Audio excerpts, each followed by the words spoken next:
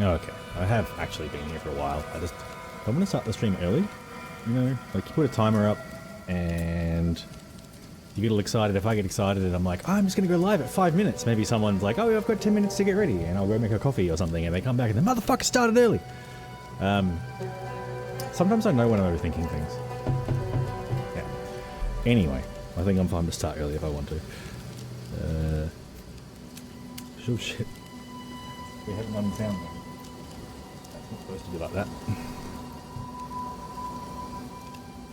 You can tell I'm getting more relaxed about the streaming because I don't have much sound.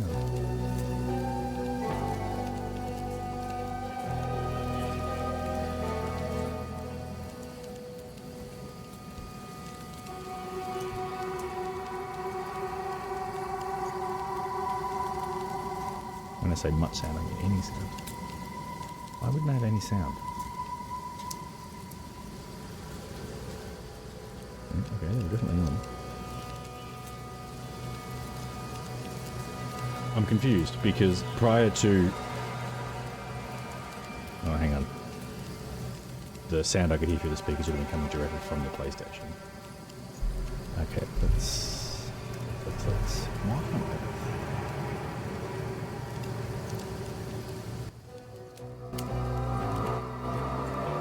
Why can't I hear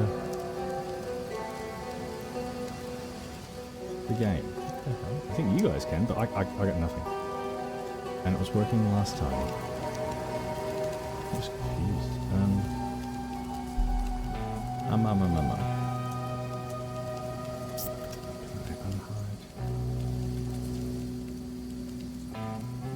There's nothing else. Like, I can see that there's an audio output to be captured.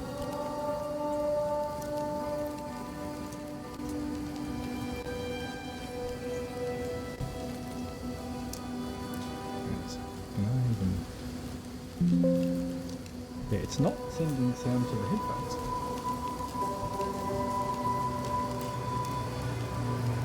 Or the headphones are broken. Or they're flat.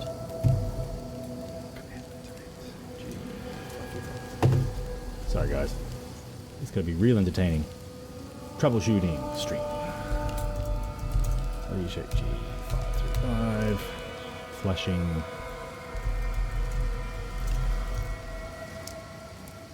The normal indicator battery is charging. Good.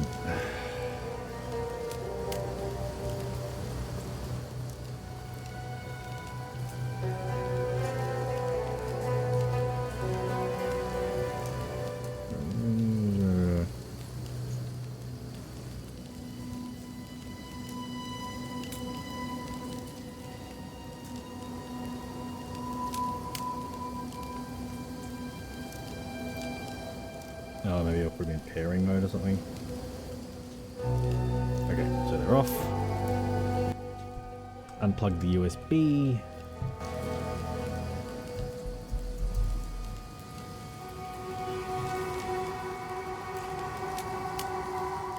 The thing is, I don't think, like it's a USB stick, like.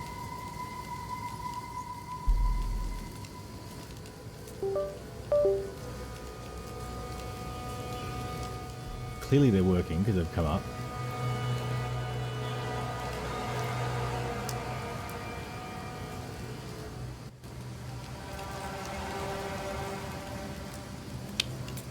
Okay.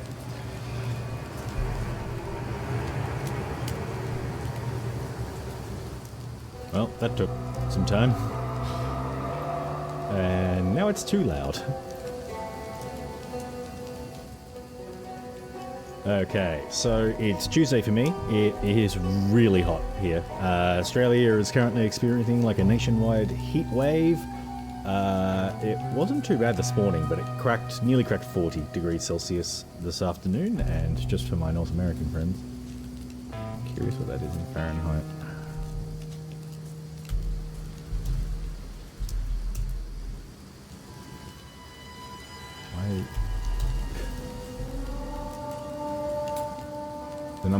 the amount of the sentence I had to type of 40 degrees Celsius to Fahrenheit before it would stop suggesting that I wanted to convert Fahrenheit to Celsius was ridiculous. 104. So yeah, it is hot as here, and just getting home from work really sucked about everything.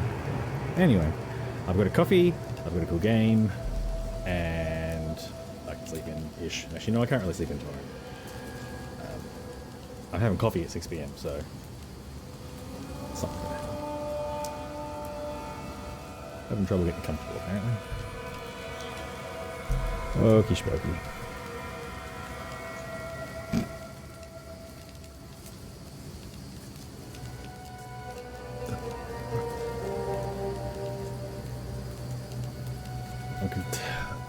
Letting my hair get a bit longer, and it's just trying to get used to having it. Anyway, let's play the games. You go console.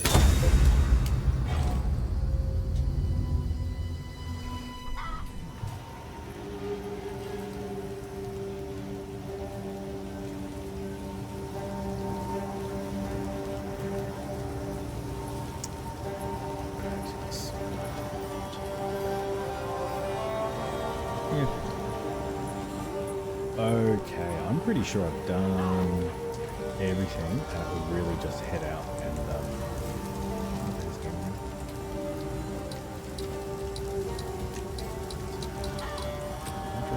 yep, that's basically pretty good and empty. Also, can I open other? No, I can't because it was.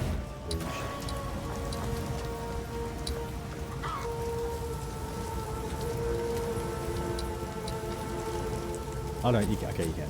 So I want to have these two things open when I change equipment, because you can see anything is changing.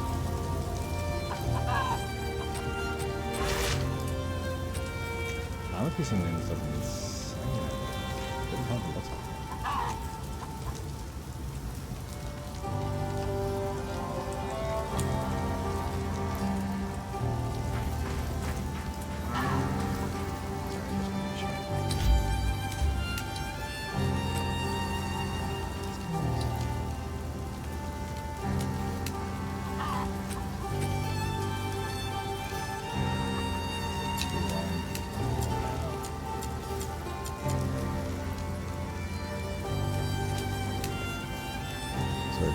Fragmentation and permafrost, grenade and high velocity, and then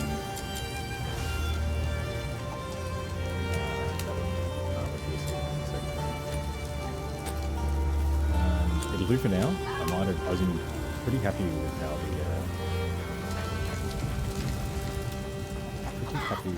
how my controls were in my last playthrough. I'll see if I haven't broken it.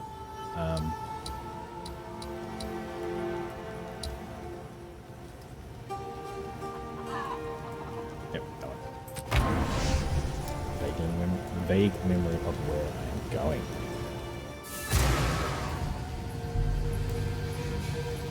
Who's sending me emails to the noise streaming?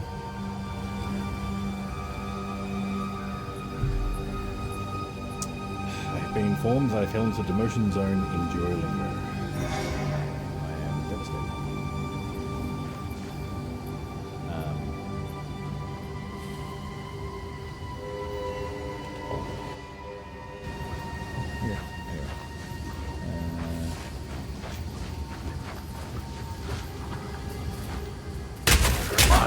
Goose for a wolf.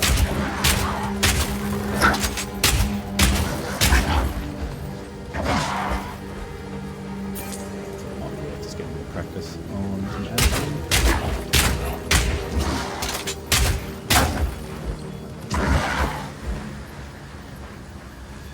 I've been playing Red Dead Redemption as my kind of offline game. I saw the deer, and I'm like, oh, I need to hunt it. I need skin.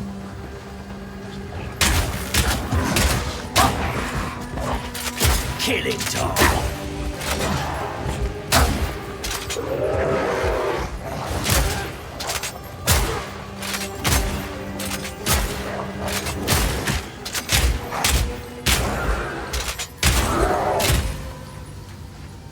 Should have noticed those guys had done. More difficult.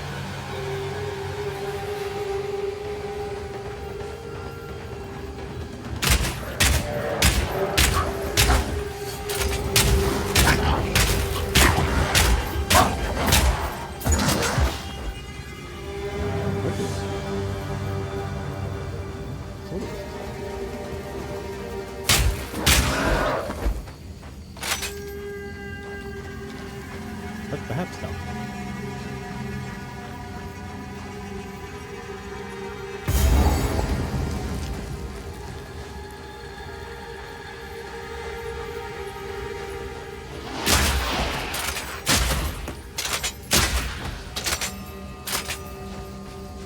That will be the armor piercing, I assume, that I accidentally defused.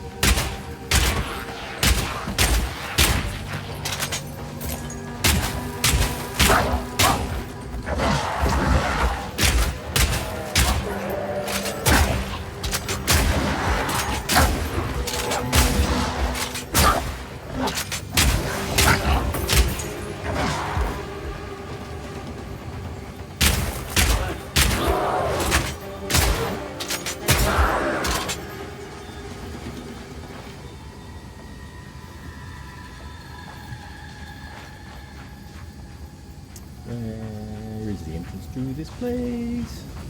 Didn't tangle.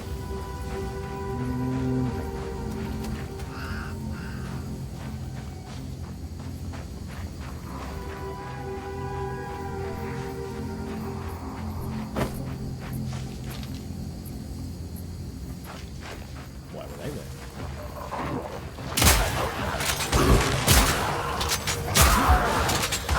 Dodge this!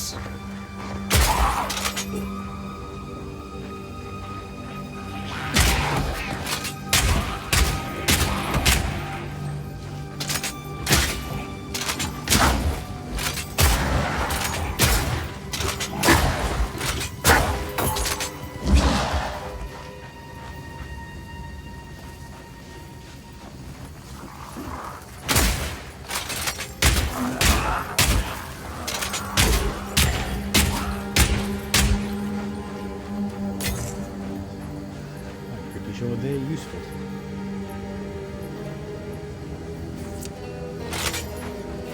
I think it's one of those. What did that's doing myself?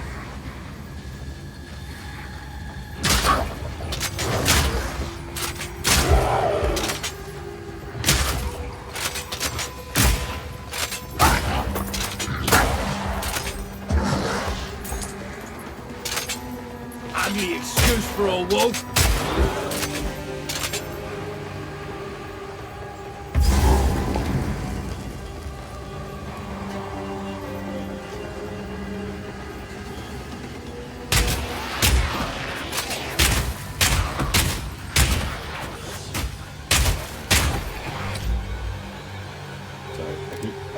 The other game I'm playing in the background is Gran Turismo 7, and you will not understand the panic of going into a race and realizing you've got short hit fucking triggers them. And you're like, I need to be able to brake and slow down without it being on or off. So.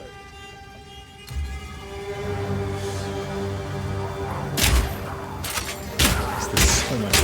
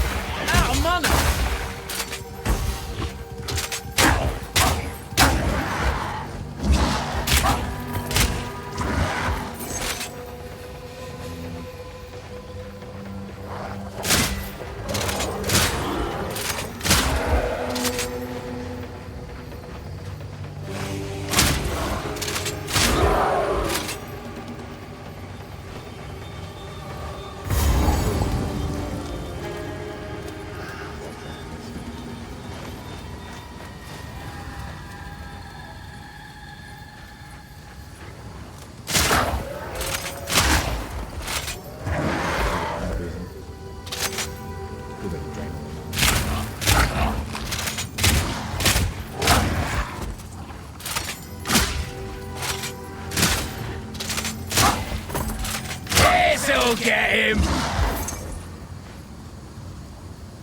Oh, I keep pressing circle to reload, thinking it's Red Dead Redemption.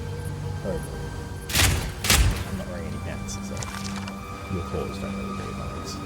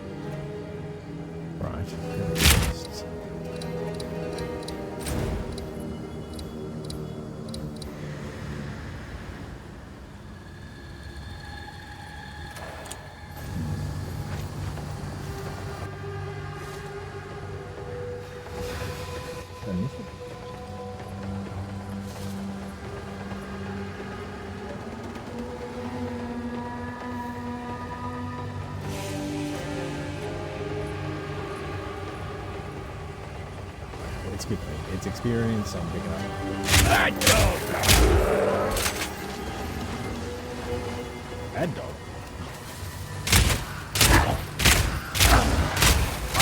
Like the spooks.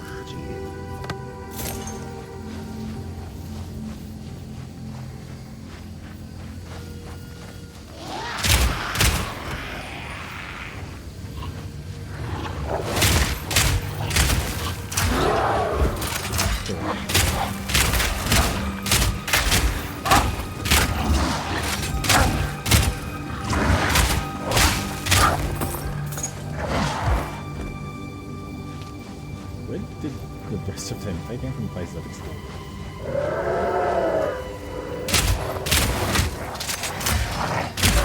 Eat this! Wait, animal!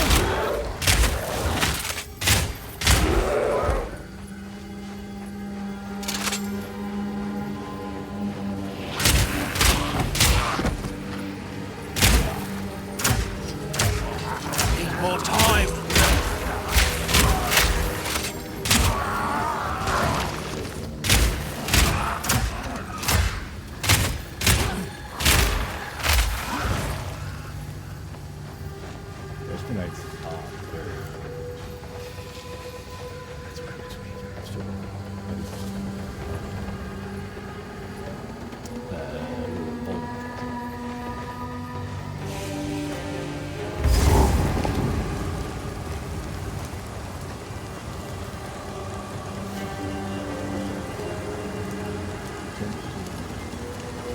Turn to the entrance to the green tangle in groves. Finding grower and green tangle. Red vial, clear vial. Nothing.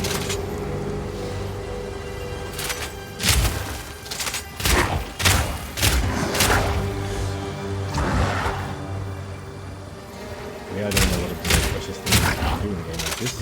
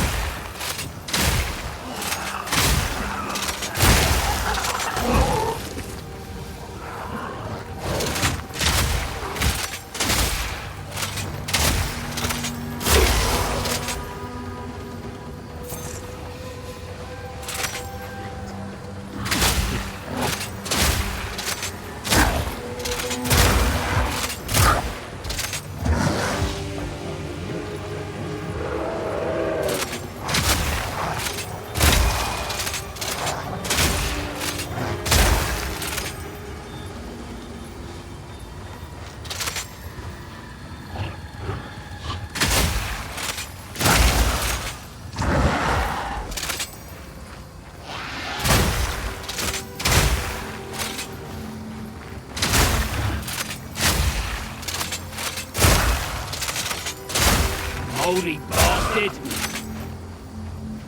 Okay, come on. Where is this door? Last one.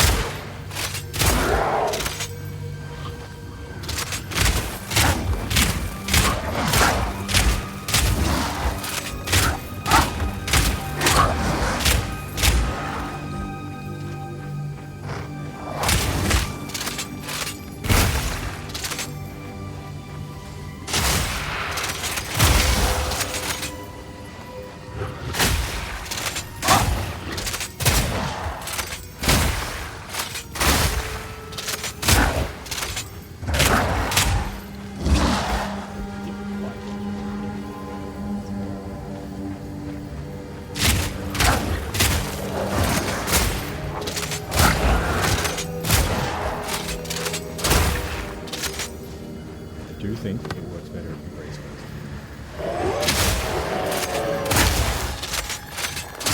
I shot!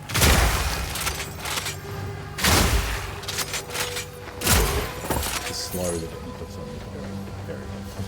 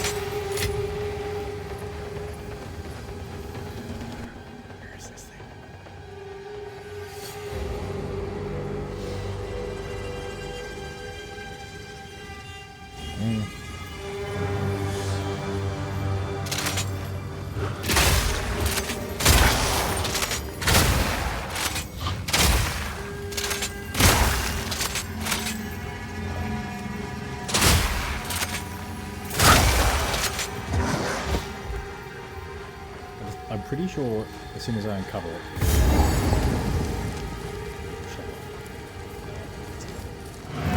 Clear out a little bit of it.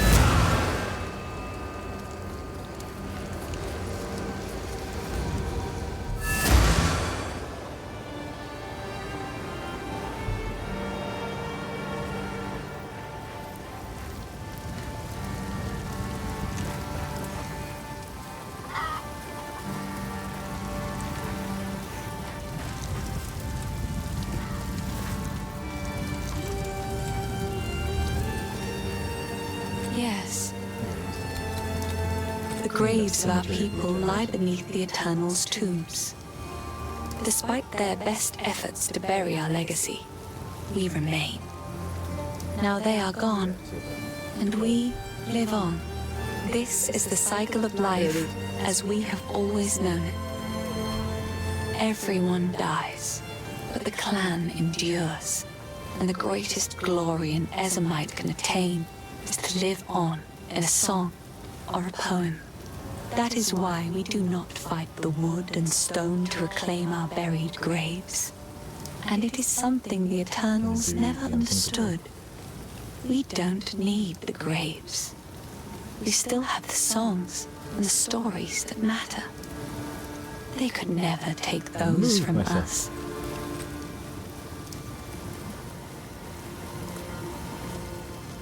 Hang on, yes, okay. Fuck, I put one there. Please, take your time. I'm trying. Gloves with an energy shield. Oh, I have quite a lot of gold.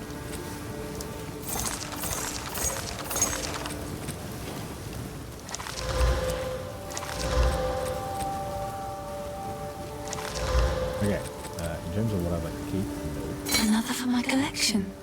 Thank you.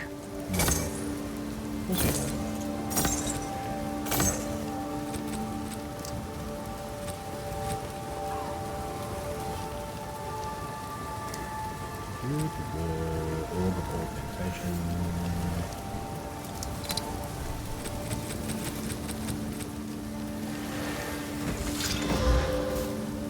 Nice.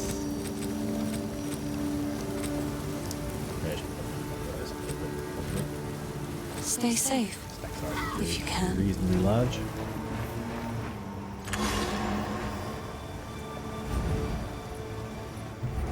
Uh-oh. Ads incoming.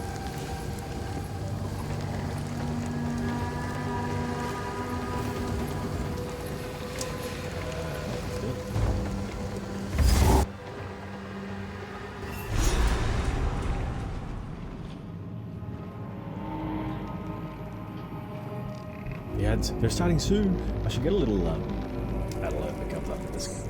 Bang, bang, ads are about to begin. No getting through here. Appearing out of nowhere. Well, not yet, anyway. It does shit me when...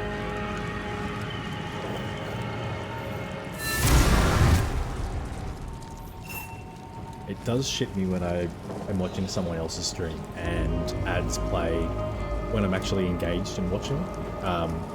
But, and I acknowledge that, like, ultimately I can't remove mid-stream ads without having pre-rolls, and pre-rolls annoy me more than mid-stream ads. Like, I want, if someone drops in right now, them to hear me prattle on about fucking nothing, then get a split second of something potentially interesting, and then 3 minutes of ads. So that's why they're there. I don't know if you hang out long enough, someone might give you a sub. That happened last time. If the Fae spirits are still watching, I believe they will help us. Okay, Fae Spirit, Please. do your thing. Wait a moment.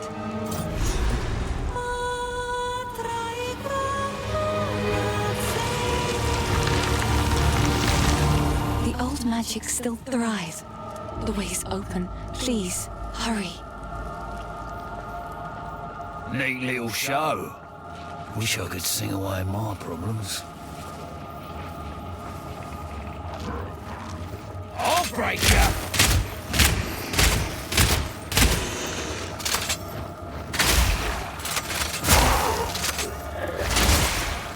Take back!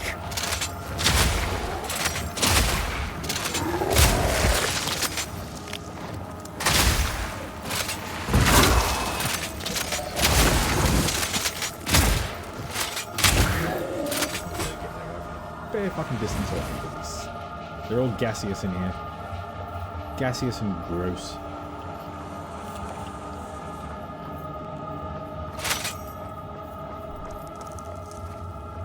I need to save the game.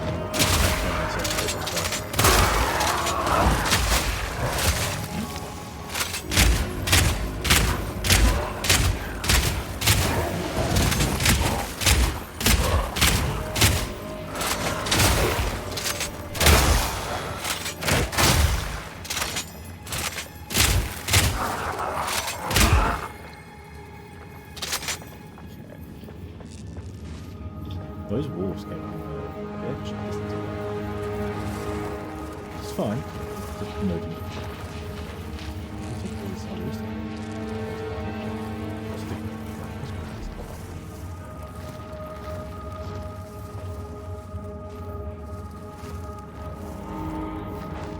I do like how the game works.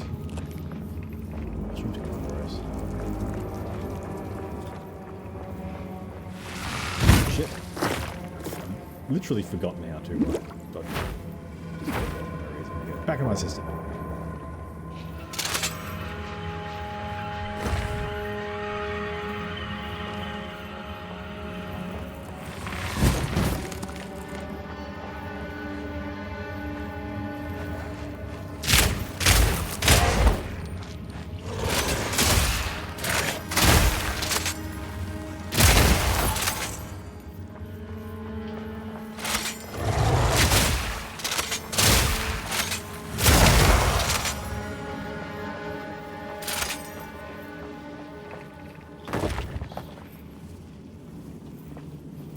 What's the deal with the boulders?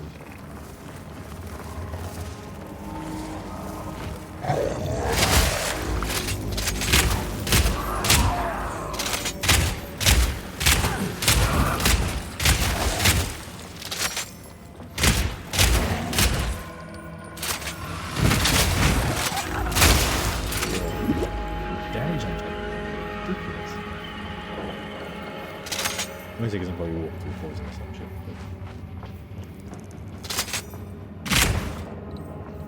See.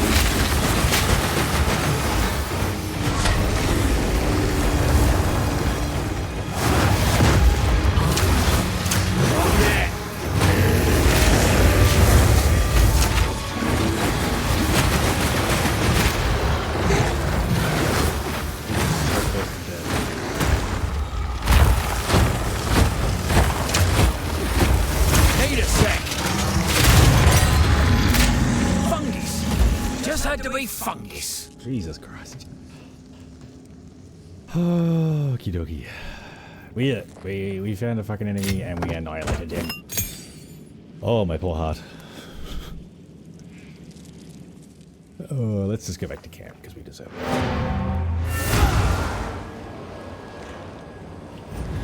I have been toying with the idea of maybe making these Tuesday streams something different. And I probably should have stuck with that, but I enjoyed playing Path of Exile. I enjoyed playing the game, and I probably enjoyed the stream itself more.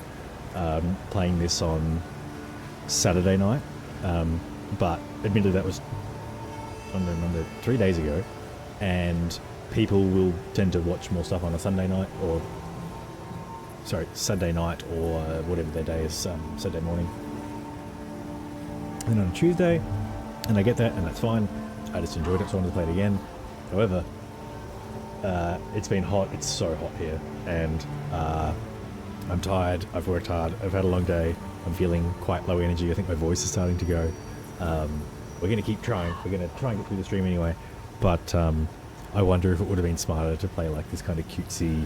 I was thinking that's what I was thinking. Sorry, that I could maybe do whether it's just a different thing on Tuesdays, or do like retro games or backlog or something like that. Like I'm currently been playing through all the old Final Fantasy games and up to Final Fantasy 4, so I can just plug away at that kind of, just it's kind of easy and not too difficult. But we're doing this now, so here we are. Hello. Ooh, Everett, we can hear something about Everett. I understand you did what you had to. Please, let us not speak of it further. Okay, I'm sorry, I don't really know what you're talking about. Because I'm paying enough attention, and that's on me. Sorry. Medium, compare.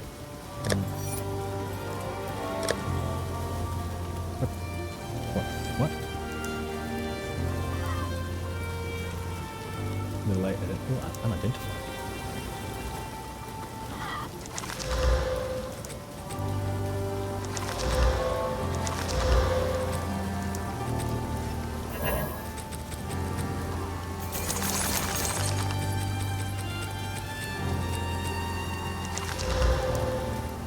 Okay, let's compare that.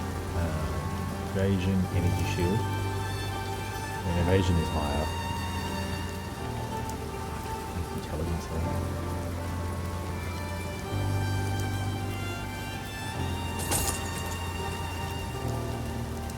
I will treasure it.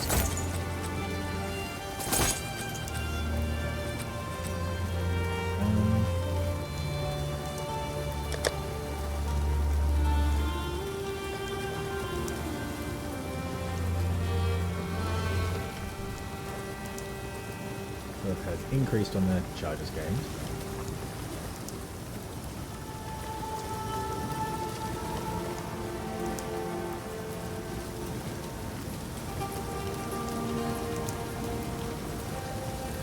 I'm comfortable with this switch. Another for my collection. Mostly because I tend to use mana potions when I if you can. Okay.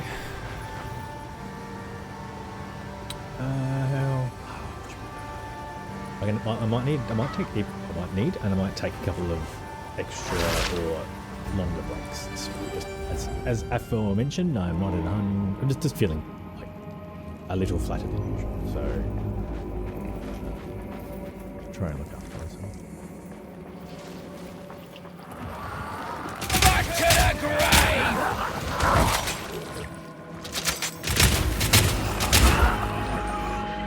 Pretty confident that walking through those puddles. Down or die!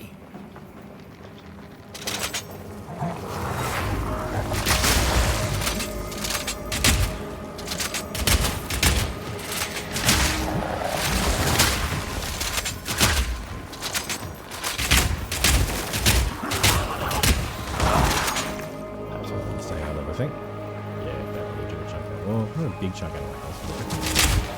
Oh, geez. Stronger than Ravage. Need a sec.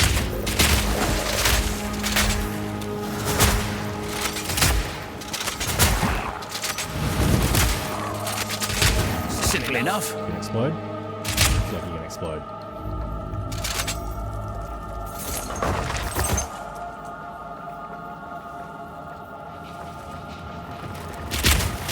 This feels like it might be the way to get to the place I'm supposed to go.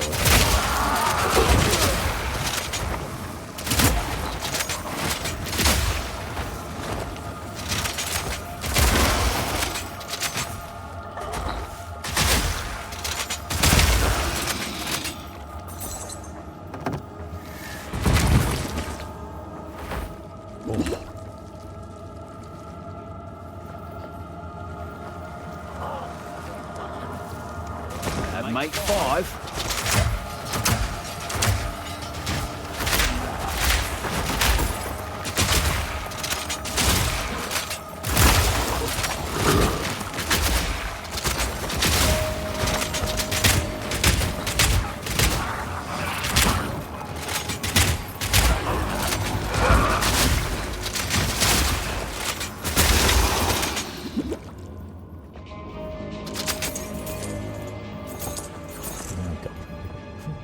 I'm making a lot of gold doing this shit now.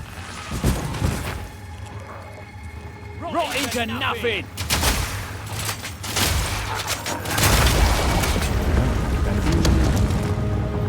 Where'd they go? You think?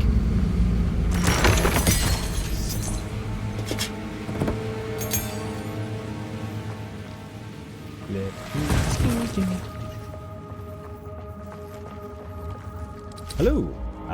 Hello, Theodore. Oh, how do you... Oliviers? It sounds French. Hello, how are you?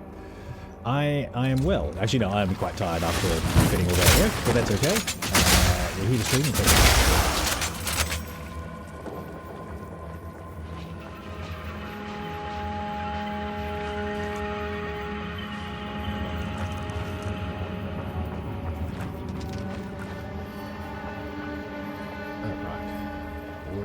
Nope, missed this one up here. Might grab my chest though. That's good. Whereabouts are you? Yeah, chilling sounds good. I may have picked the wrong game for chilling, but I'm just gonna play it at my own pace.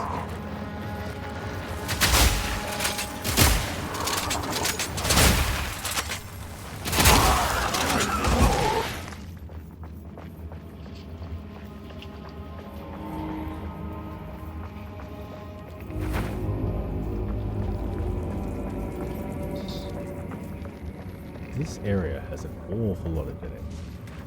I don't understand why you call it.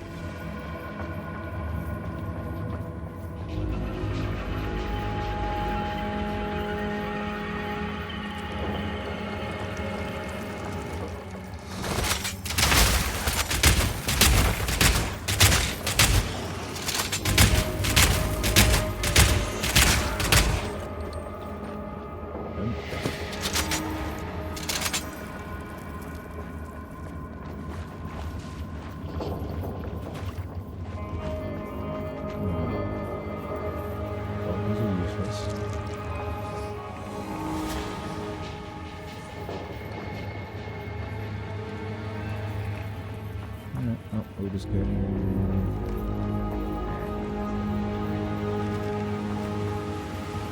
So one more of those...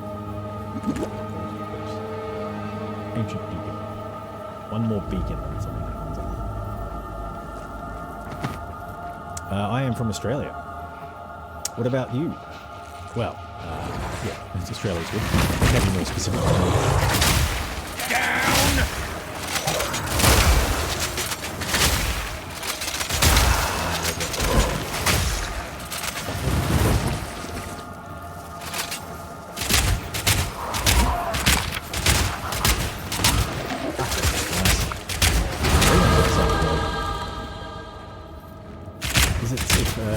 It's very early for you?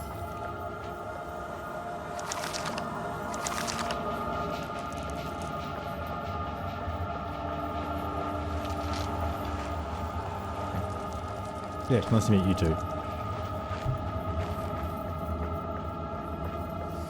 I remember the time zones between Australia and England being particularly difficult to manage at reasonable times. I had a partner who was spent some time working there, like international kind of exchange thing many years ago, and trying to like find time that we could line up for a phone call like before or after work was basically impossible. I think it was either I had to get up at sort of 4 a.m. or for their evening, or now is like quite early morning, I think, if I remember correctly. Very obvious, the joys of time zones. Anyway, good to see you. Welcome in.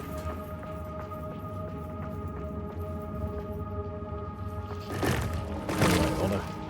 It's just empty. How rude.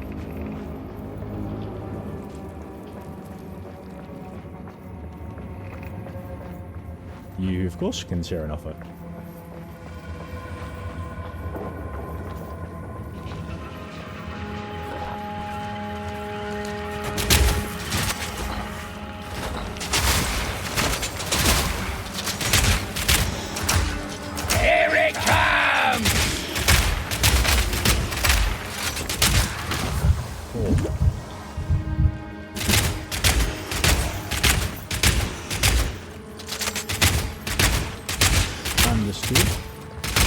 What in particular you just needs customization?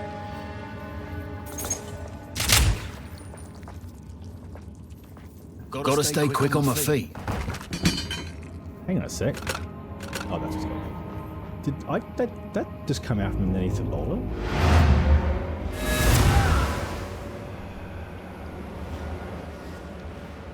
So I have just gone through. I haven't done everything, I haven't finished, but I've gone through and updated most of my channel. But yeah, sure, you can. I'm happy to see your recent work. There's a Discord link below if that helps.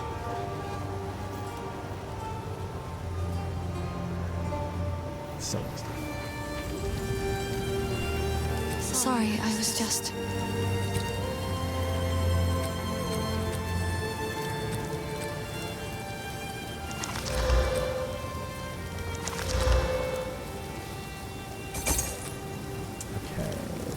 Manner and strength. I will treasure it.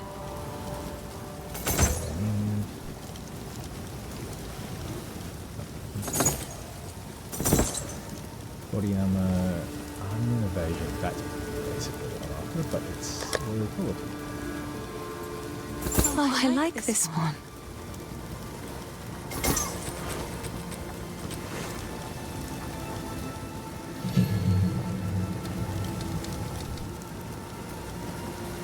Oh, okay.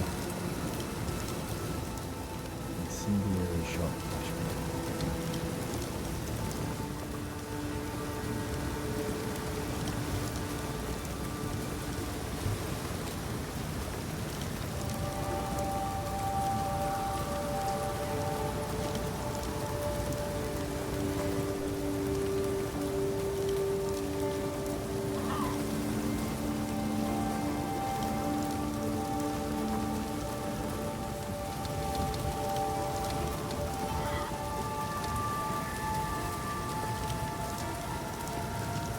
Bolts from incendiary shot shatter on impact, also hitting enemies behind the target. This attack can ignite enemies. Bolts from incendiary shot shatter on impact, also hitting enemies behind the target. This attack can ignite enemies. Bolts from incendiary shot shatter on impact, also hitting enemies behind the target. This attack can ignite enemies. Bolts from incendiary shot shatter on impact, also hitting enemies behind the Is there a target. reason you're repeating the same thing? This over and over attack again? can ignite enemies. Yeah, I Bolts can from see the chat. incendiary, bolts from incendiary shot, bolts from As I mentioned, incendiary there's a shot Discord link below. shatter on impact, That- also hitting there's enemies a media behind channel in there. You it. can Bolts check from stuff out as well. incendiary shot. Flash grenades can blind and stun enemies. Blinded targets are less accurate and easier to hit. Flash grenade bolts from incendiary shot.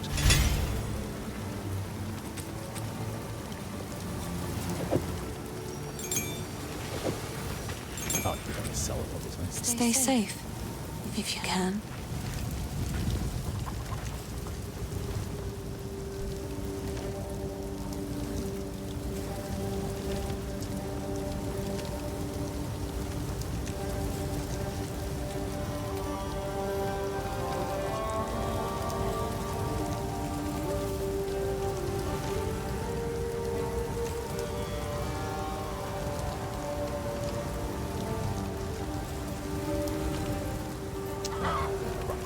Go back and pick up the rest of that stuff.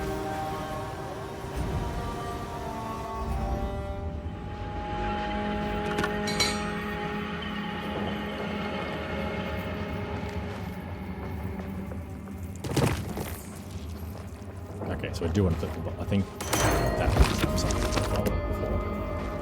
So I think I do want to flip the bowls. Yep, definitely. Well, good to know.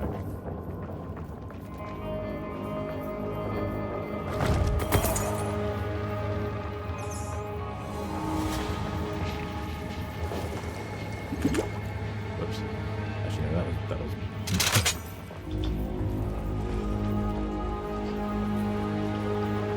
Freeze! You're revolting.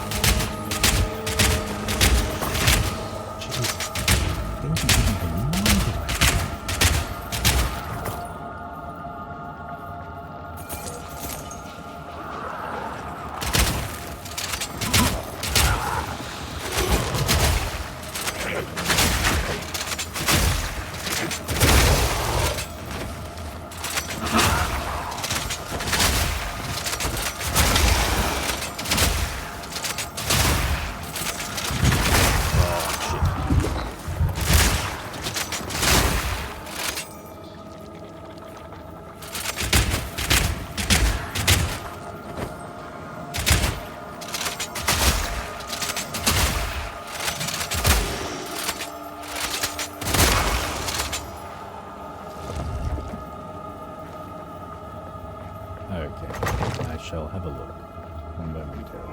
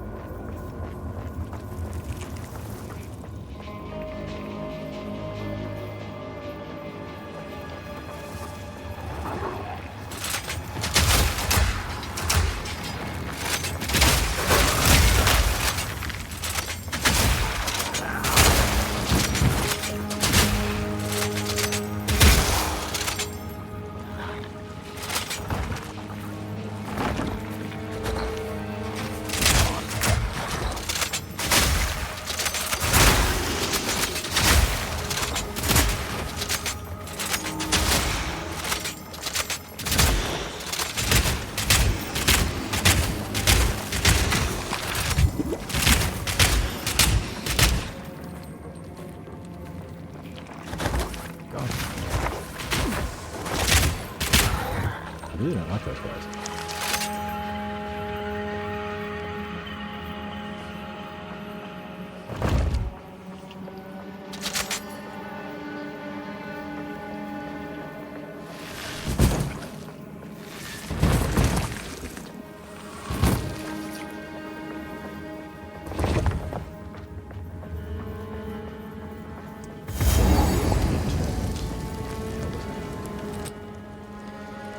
Oh, I have that.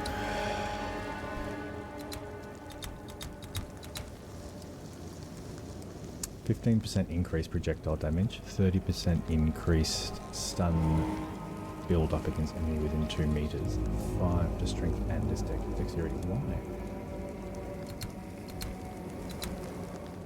Oh, okay.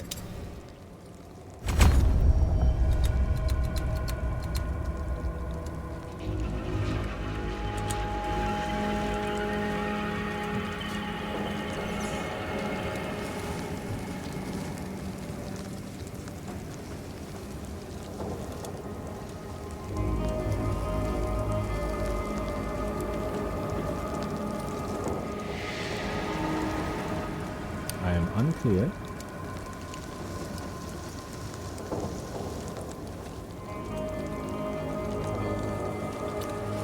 where you may have sent a friend request, because it was not to me. As I mentioned, there's a Discord link, which is probably far easier than you trying to randomly guess my Discord account.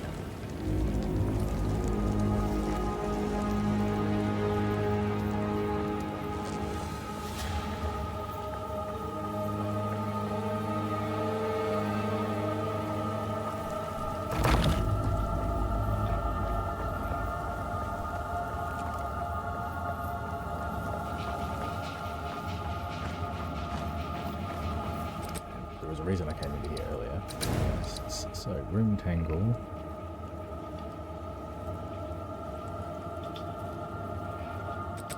Right, hang on.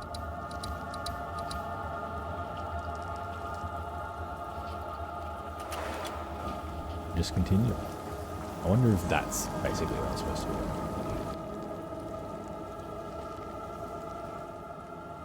I have explored most of this place. By the looks. That's good. Let's check out the rest and then we know for sure.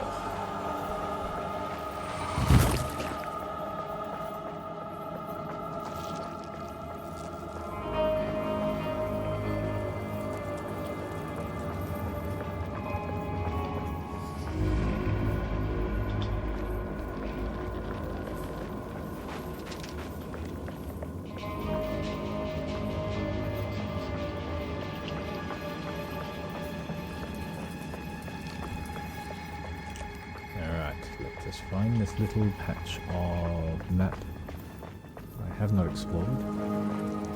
Pathological need to check out every corner. It is a relatively good approach because it means you end up being a little bit over leveled all the time and you find more gear and you have more money and blah blah blah blah blah. But I will admit, she probably falls more under like the chill view kind of place. Weak animal! Anything else I might mind.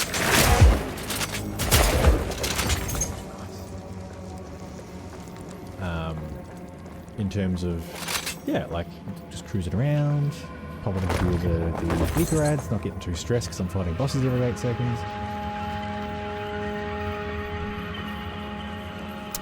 There are ads in progress. I think I might take this as an opportunity to take a quick break. It's the game pauses, so that's great. Pretty sure the game is paused.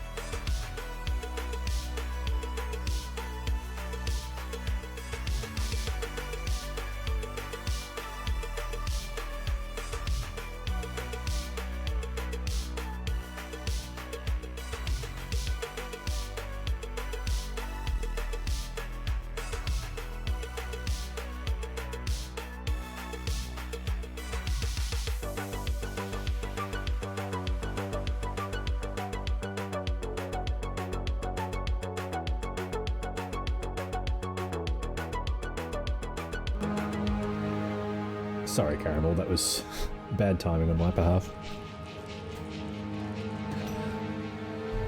How are you? If you're still there, it's fair enough if you decided to dip walking straight into a break.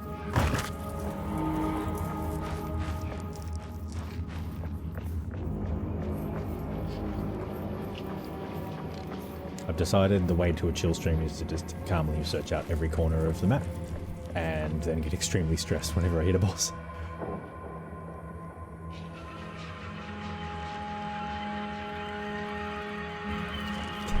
Dry, I literally just finished. That would be a great thing to open whilst on a break.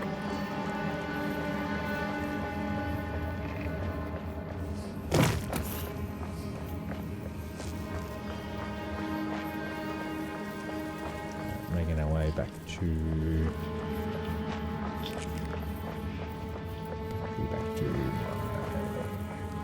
we're going the Cemetery of the Eternals.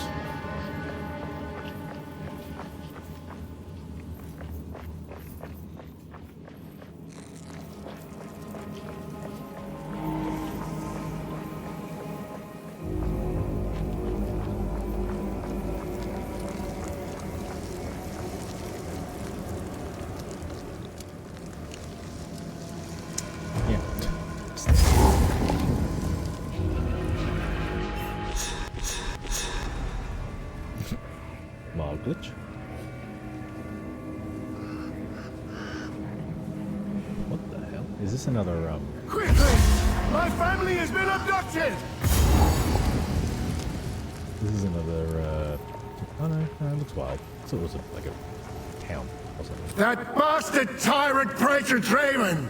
He's taken my family hostage!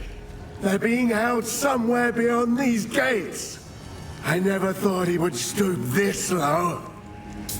I sent for reinforcements, but it's been so long. I must get through the gate. The keys! Where are the blasted keys? I believe those cowards took them. I've taken orders from Stranger.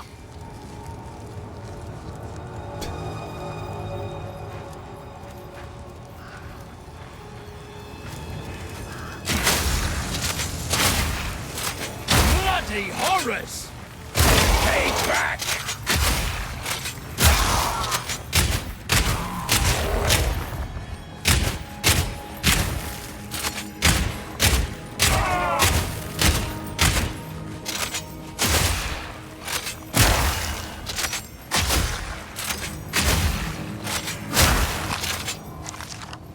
Nice. Pretty much go left and center now.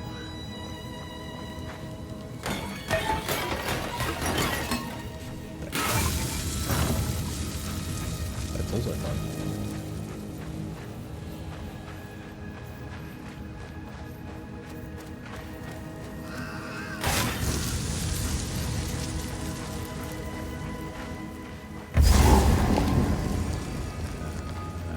Okay, let's just check this out.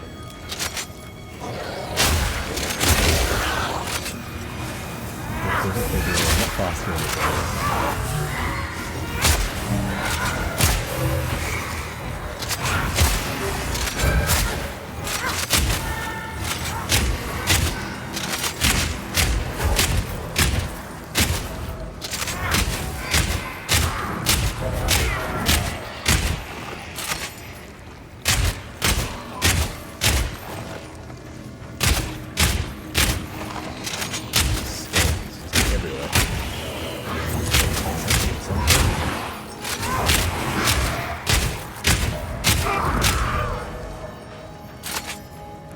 search the Cemetery of the Eternals for the tomb of the consort and the mortal man.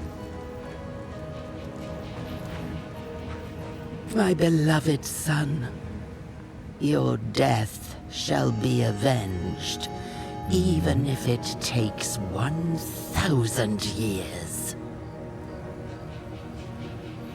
My dearest daughter, beloved for all time, rest well. Grim. My dearest daughter, I'm trying to hit this one. beloved for all time, Trying to steal your stuff. rest well.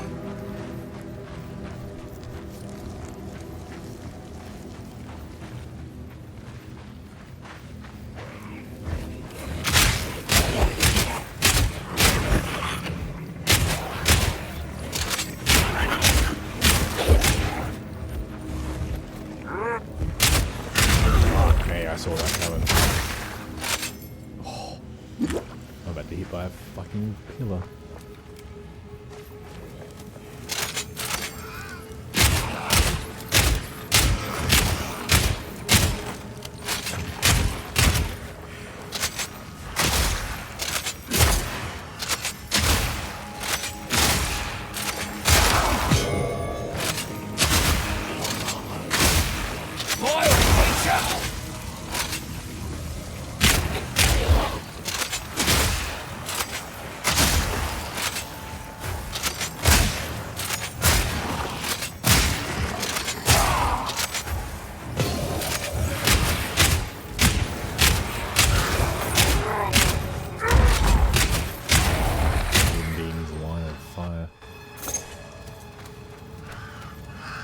Take away there.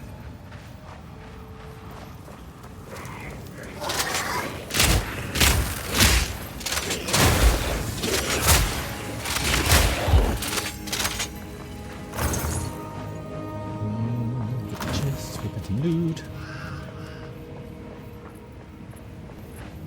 Hey, what is this? Freeze!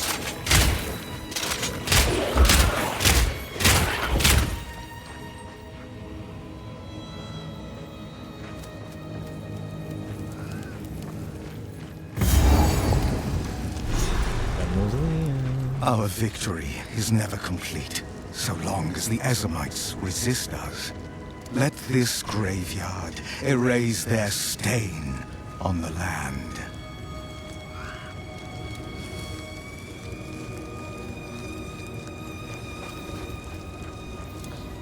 We'll come back to the mausoleum, I think.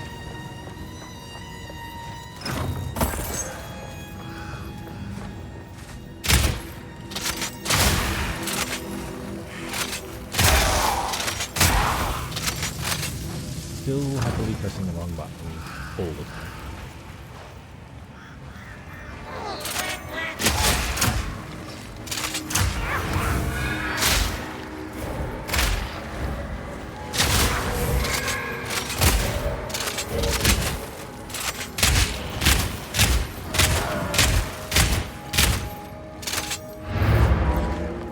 Oh, Jesus Christ, I'm pressing the wrong button. I'm out of here.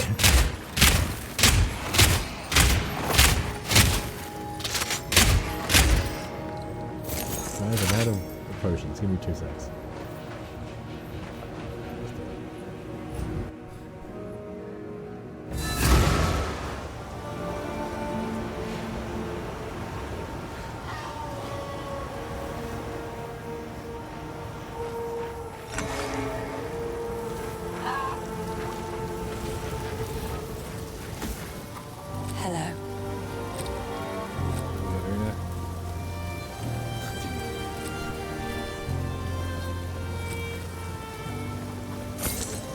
Exactly getting a hold It's of the beautiful. bows. I accept.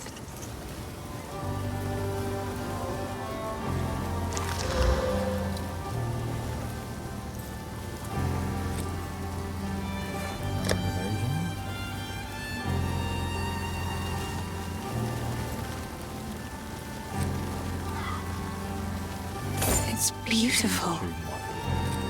Goodbye.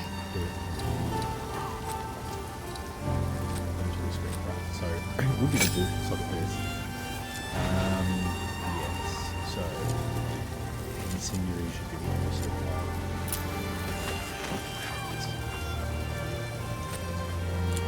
I think. And then also open up. Okay.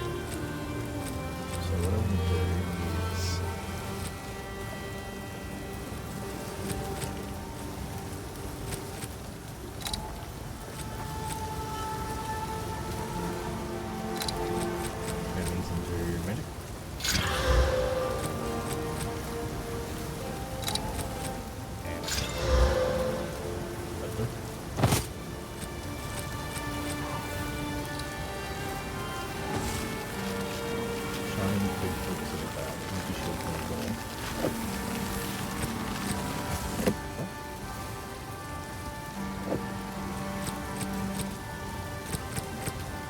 it's a weapon.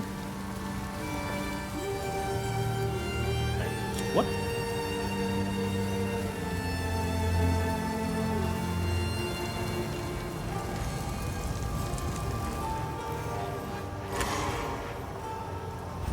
What?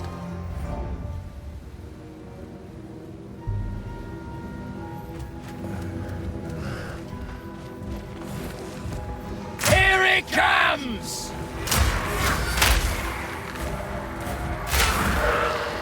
I'll break you!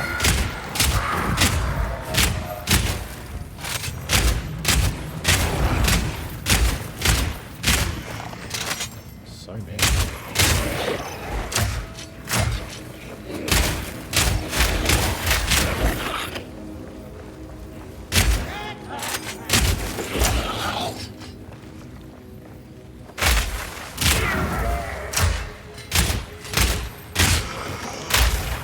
Ooh, got me.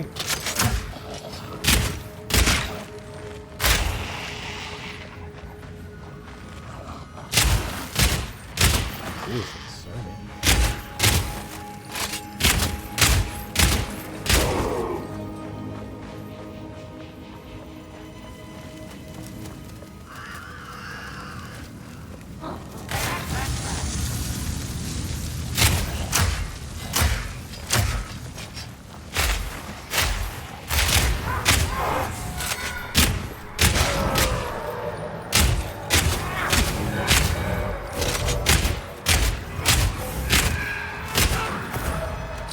And I can pause to get rid of you.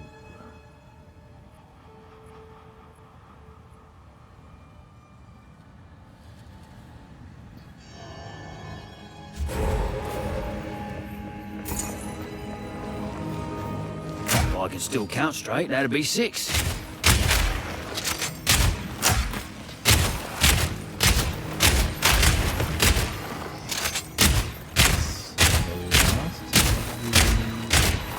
Things that I need. Signal here.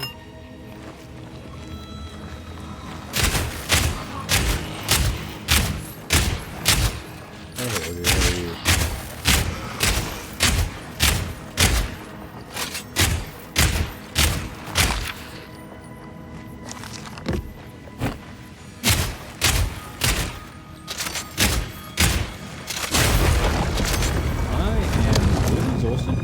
Starting to perk back up again now, I think. 6 for 6. Not bad for a day's work. Very lucky.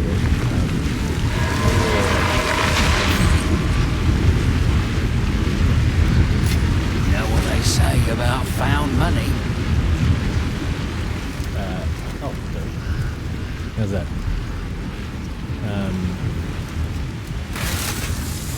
What was I saying? It's very hot.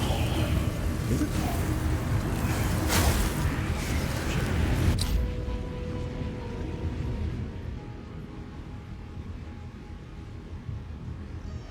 Yeah. Is that different? I think some things have changed between last stream and this stream, because I had it set very well with last stream, and things seem to have worked as of today.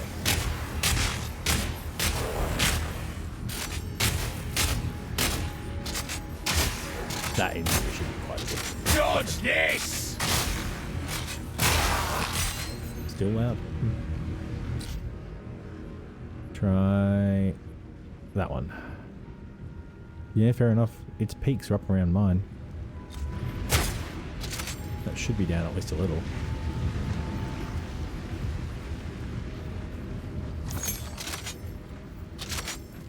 Also, I was supposed to watch my last VOD to check I was happy with the levels. So, thank you. And I don't think I found time. That's a bit on me. That's a lot on me, really. Thank you for the help. Looks a bit like a Labubu, that loop.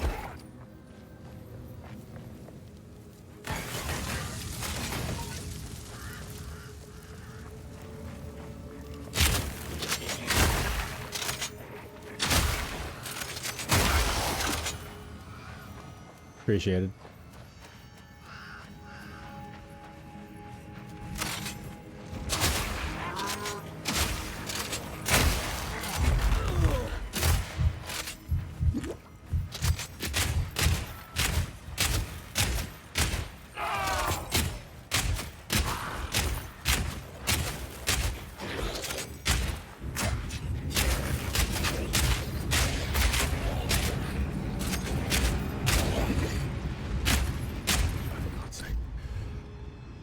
Tonight,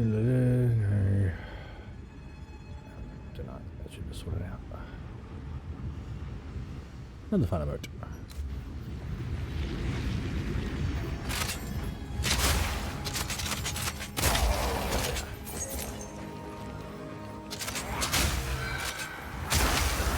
You missed someone. I had someone. I was playing this game on Sunday night after you dropped in, and I had someone gift 5 subs. So that sub goal has ticked up. Got a little hype train as well, and I had no idea what was going on because like all of the chats and my activity logs just jumped immediately. Like just all this stuff happened at once, and I didn't really know what was going on. But it was good fun, and it was nice. Yeah, thank you. It's cool. I've had subscribers before when I was streaming previously, but I don't think I've had anyone gift. And yeah, they got a Founders badge, so I think that confirms it. So it's just a nice little treat or progression or just thing to happen. Good thing I had the emotes.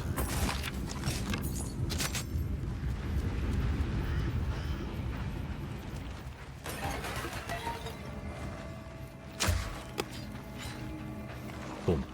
Boom. Yeah.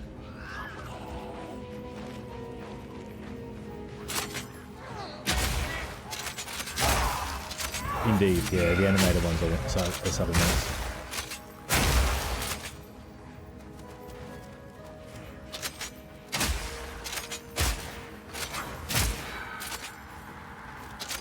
It seems to be like Twitch seems to want you to like you can't change them very easily, I think, if I read the stuff correctly. Like if I wanted to sort of switch around which ones were follower only and which ones were sub and things like that, it's a bit punitive or something like that. Which sucked a bit, but also I just wanted to upload the ones that you've made for me, so I don't really regret that.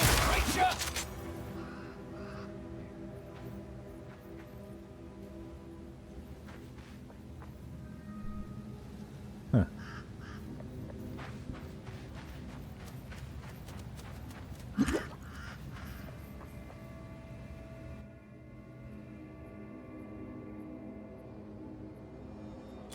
Wait, what? Oh, is that what I did?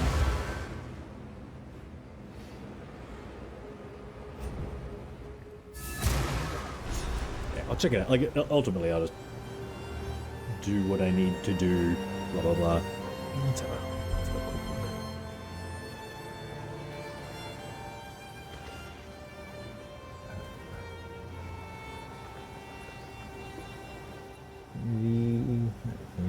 Content.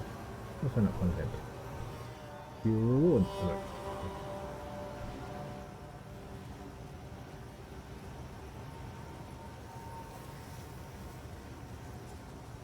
Yeah, are you sure you want to remove this emote? This emote will be removed from your channel and emote picker, and oh, okay, and viewers will no longer be able to use it. You can still reassign from your collection. Okay, that doesn't sound too bad. Maybe I'm being a bit over the top. Alright, I'll put rework the emotes on my list of things to do for Twitch. Streaming in general. Because I think, well, I don't think I know, I need to satisfy Twitch enough that I have emotes to unlock 2 more. I think I can get 2 free animated ones. So I'll shift 2 of the... Yeah, I know. But I wasn't sure if that person was a bot or not. But they didn't send me any kind of a request, so whatever. What was I saying? Yeah, I wouldn't mind moving 2 of the animated ones to a free slot. And then I might fill out some of the higher tier ones as well with... I don't know, I'll have a think through it. I don't know if... I think the burger ones, I don't want to make them like tier 3s or something like that. Because I think it's they're ones I'd rather have be used. And then maybe, I don't know, think of something. I want to make some kind of basic ones that are just like words that flash or something like that.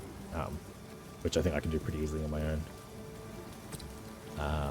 Just thinking out loud more than anything. Another for my collection. Thank you.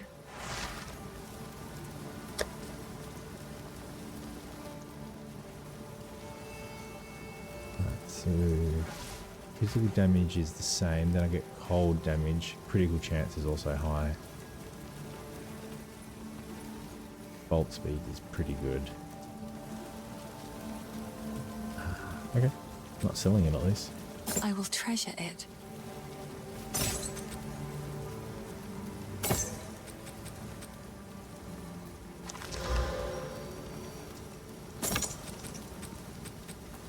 I really need to go and do stuff because I've got things in my inventory that I should be using.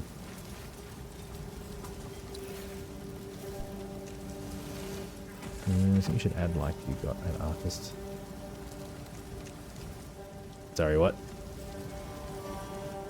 I do not follow.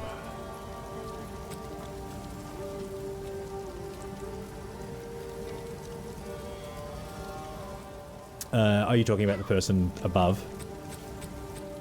Look, it's ultimately, I'm happy for people to say, hey, I make art or emotes or whatever, and present it like, I don't want to be just a one artist person, sorry.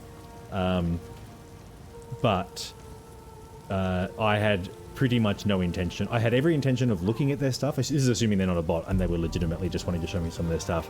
I had every intention of looking at it and pretty much no intention of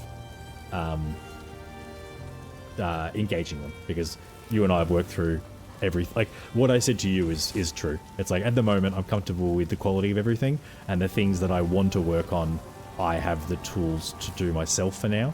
But what'll happen is like just to talk with emotes there, it's like, well, there's room for more emotes and I want to make them cool. So like I'm comfortable with people soliciting, because ultimately that's what you did as well. But it seems like there's, I mean, I think it's,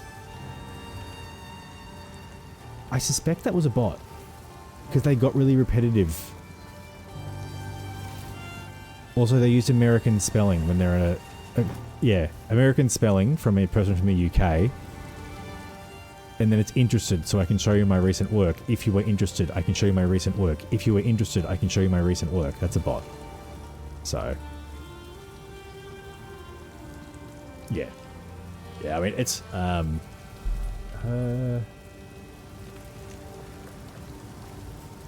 sure, I might. What happens to my... Okay, so where's my follow? Followers are at 121. If I ban said person... chat is now gone. Does it reduce my followers? Because in theory, they will become no longer a follower. Account created December 20, 2025.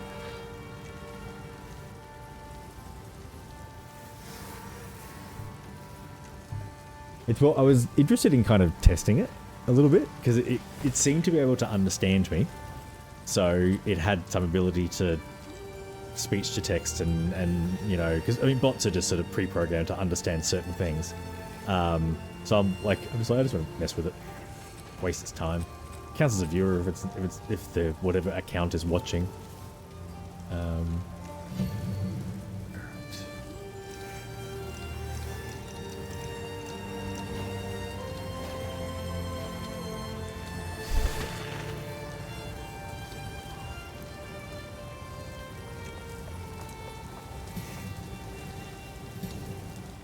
So if I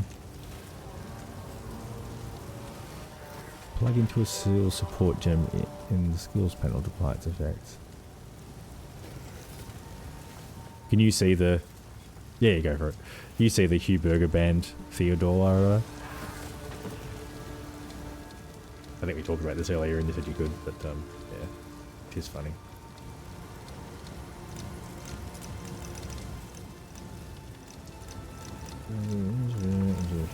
Crossbow shot is the one I'm using all the fucking time. I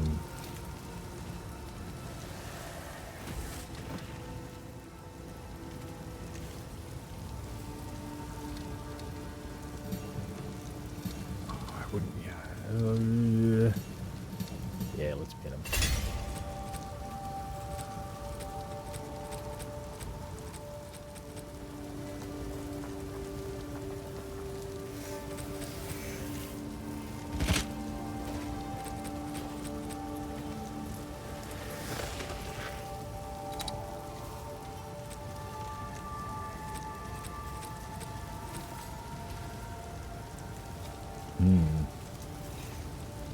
What level is it?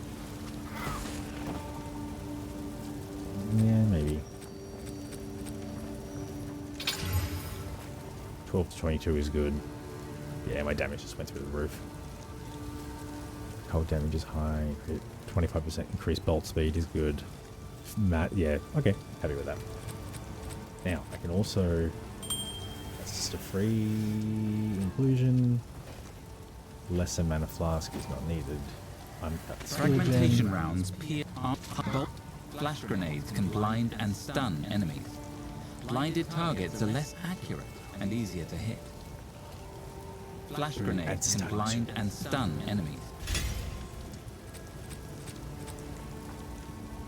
That will become the new, or the second red triangle.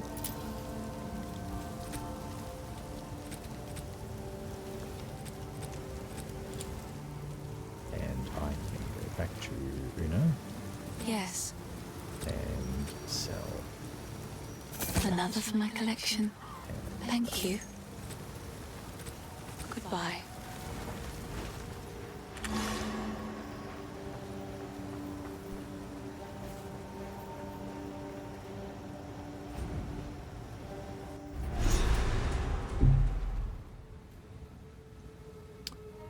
Alright, can I open this thing now? Open up!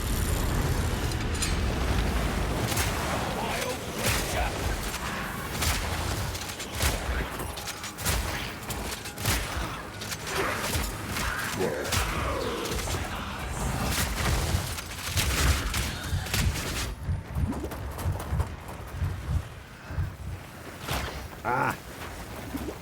Why am I not dodging through this stuff?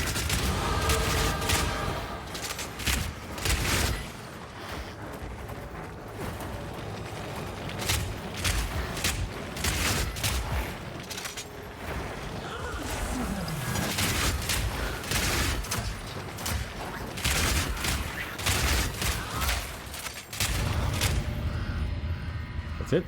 That's it.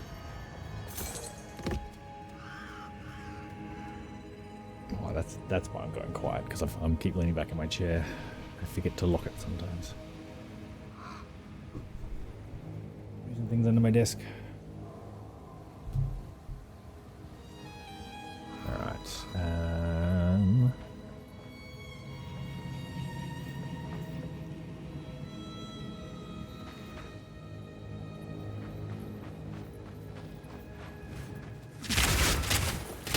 I'm definitely doing more damage. That's nice.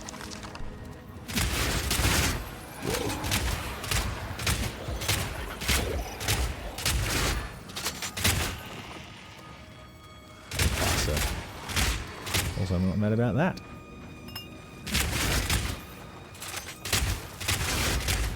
So many yellow. Oh, this is a yellow name. So it's a rare enemy? Effectively? One down. Who's next?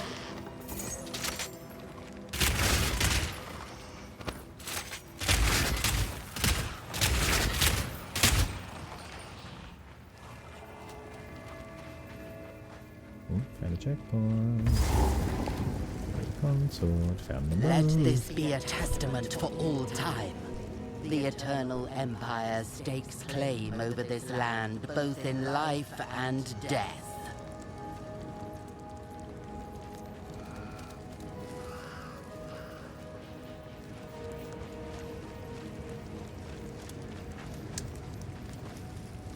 Alright, so I found them both. I'm just going to finish with the map. I think I have one bullet left.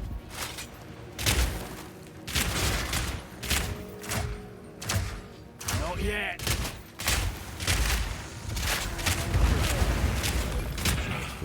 Exactly where I was standing.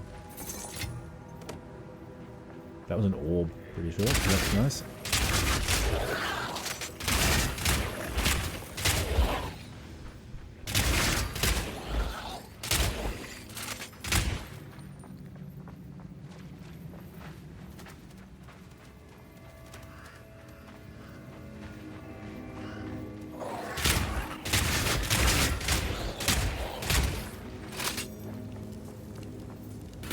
Open the urn, open the chest, and rich.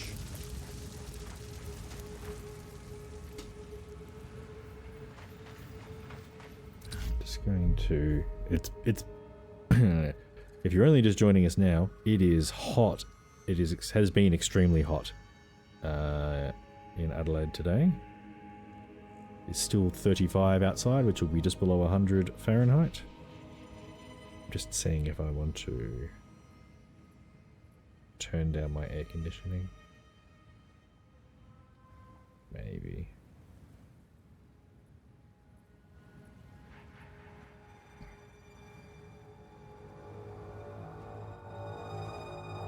Yeah, okay. I won't. I'll just turn the camera off for a second. Okay, be right back.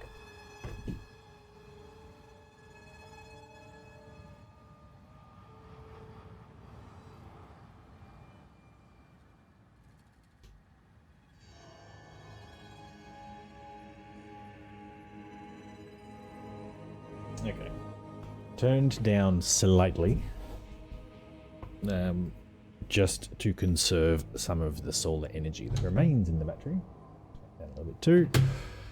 Sorry, get my camera back on.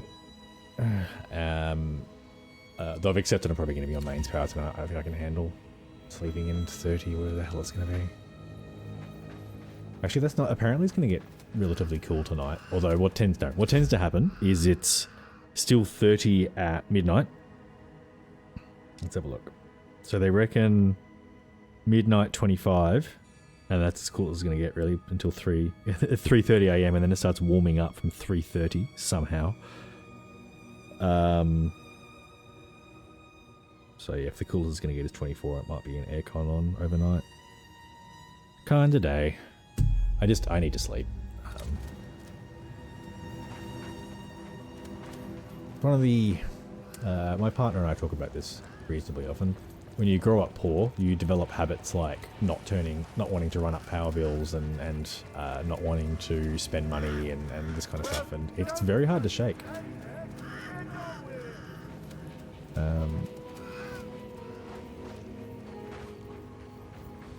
Like it really, so typically streaming, the power, like the cost of the energy for me to stream and run my air conditioning while I'm streaming and everything is zero, because I have solar panels and a battery. But battery's down to 50%, aircon's still on, solar's about to go to zero, so the battery will go to zero. Interesting. There's much to do. Enter the mausoleum, enter the Vile ruins, travel to Ogren village, search for the Count's grave, pass Memorial Gate. Can I look at the quest? Do they give me any idea of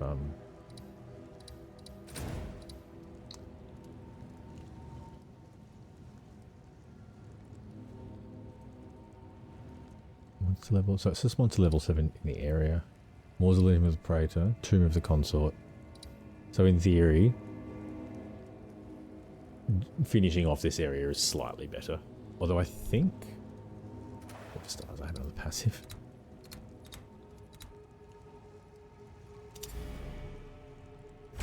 Yeah, that one please. What was that? Hang on a sec. Okay, dexterity is really high. That's I thought for a second there I thought I had high intelligence and strength and low dexterity, and I was like, how the fuck has that happened?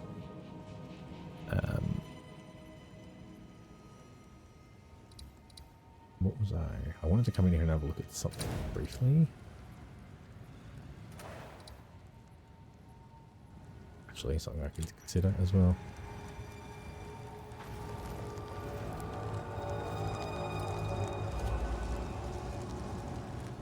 Ah, Memorial Keep. Okay, fair enough.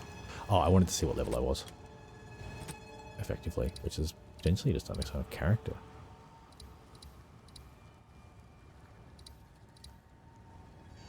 Well, or more so just from weapons and things.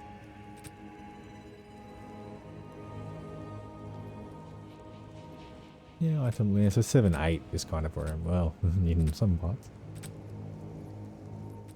I have some level 7 and 8 stuff.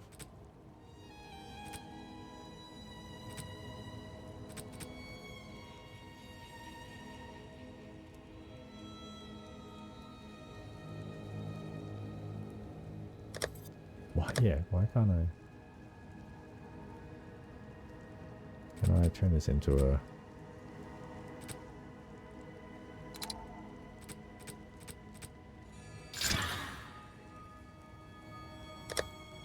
There we go.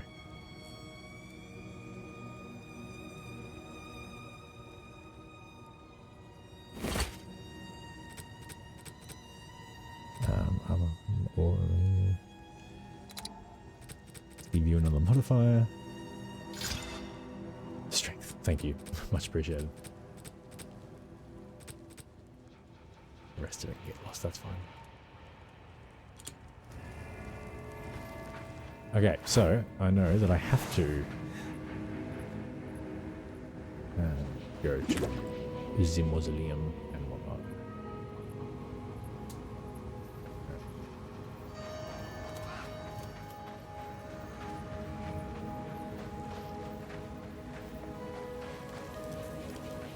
Nope, we found some more area that we hadn't completely explored. That guy sounds like just like me to be.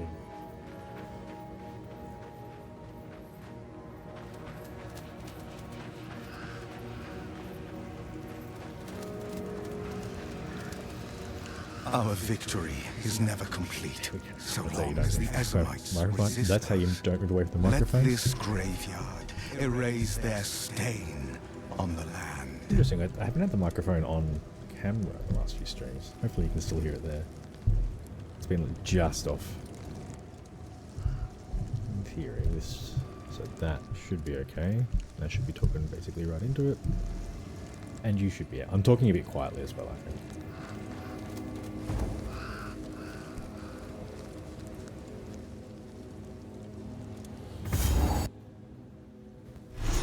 That felt glitchy. This place raises the hackles on the back of my neck. Bloody horrors! Yep. Right into it. Okay.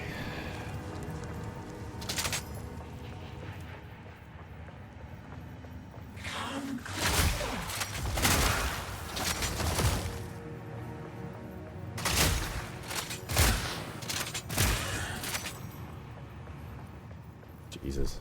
That is a maze.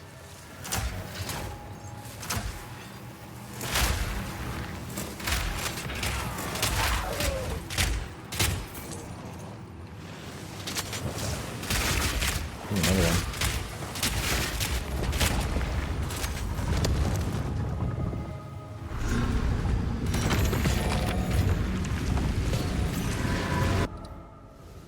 Whoa. Oh, really?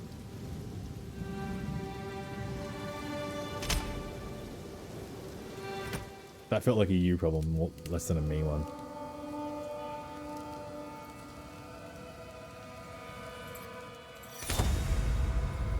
Can I go in now? Okay, I think maybe instead of this, I want to do the valve thing. Yeah. Oh good, everything respawned.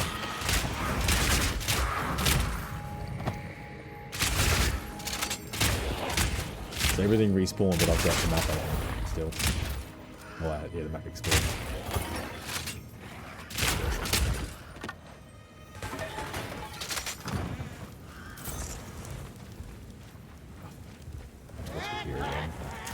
Eat this!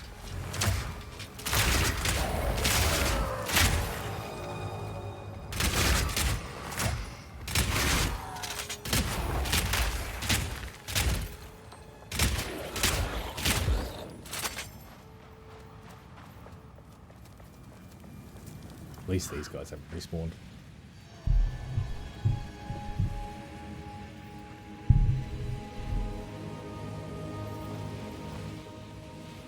What?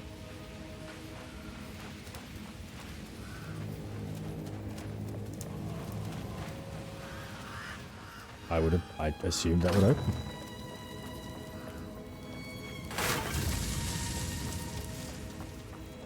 I guess I moved it, or the game glitched. One or two.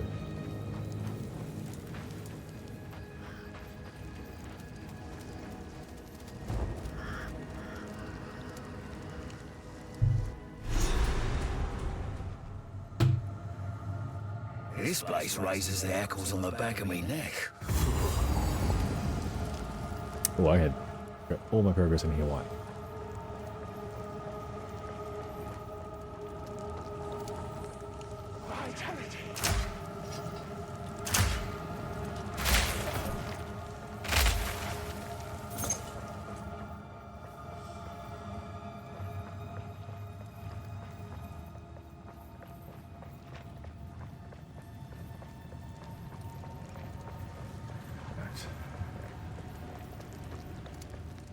Um,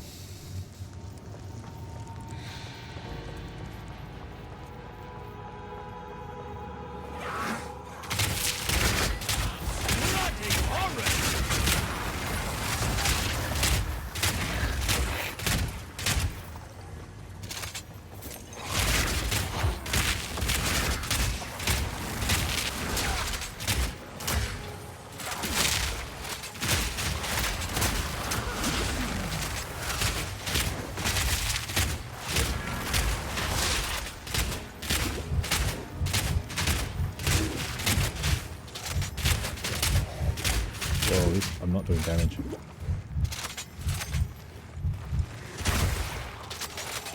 And that killed me instantly. Good.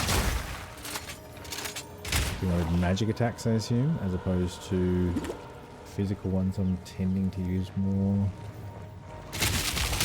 Simple enough.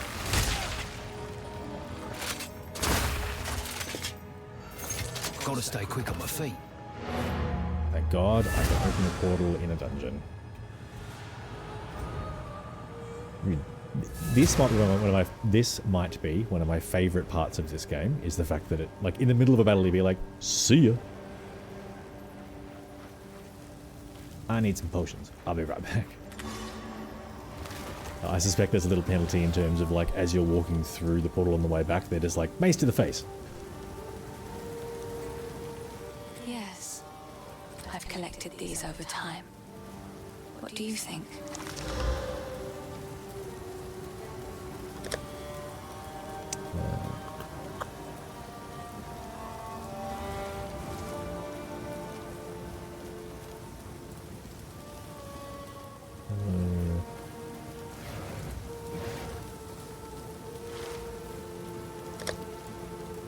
This one feels better.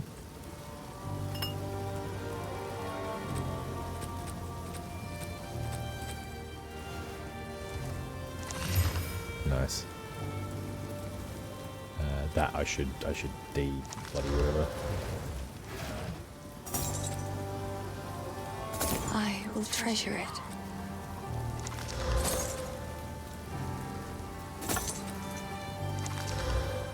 Padded looking armor, energy shield. No, that's not what I need. Another for my collection. Armor, energy Thank shield you. again. Not what I need. Okay, so I just want to turn that into disenchanted.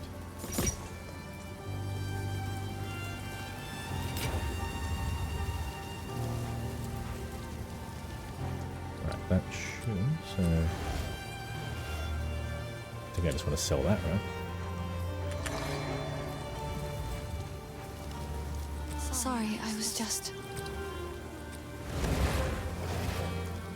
Oh, I like this one.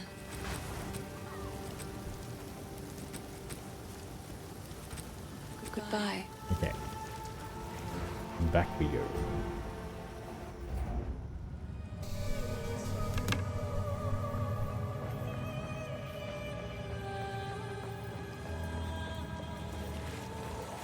Here it comes!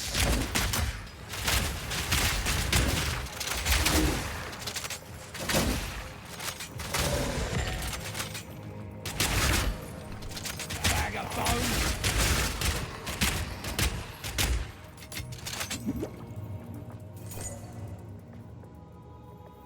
The money I'm earning has really jumped up. I think.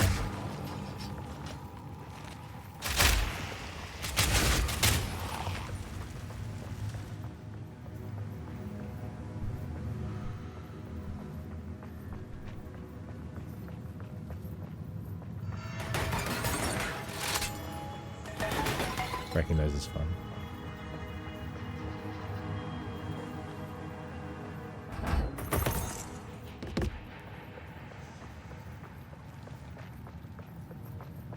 Searching out the rooms. Searching out the rooms.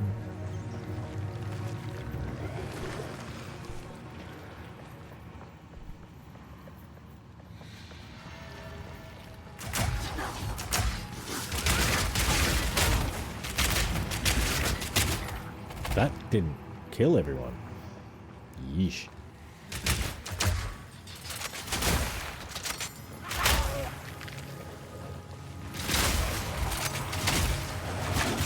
Please.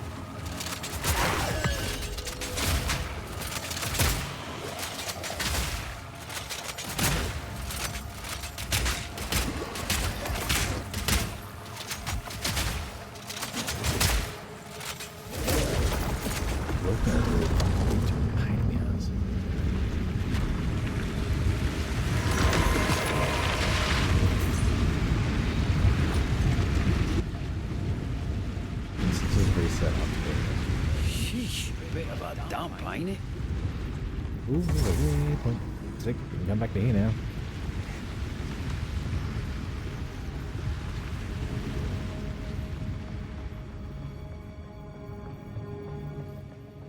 Hang on. What?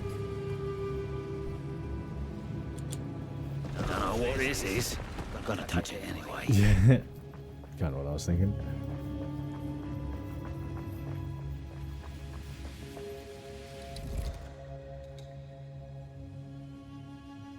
What?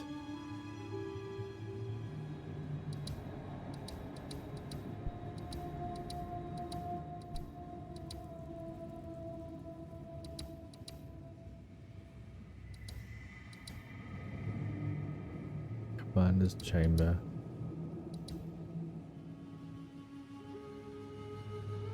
Run temple. What the hell, man?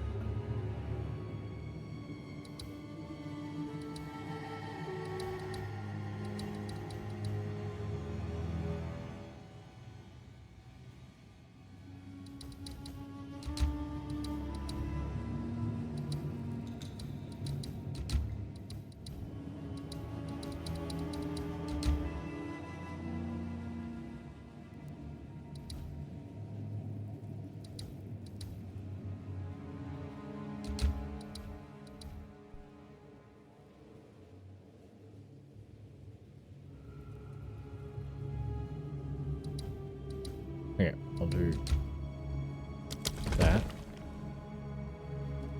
and that.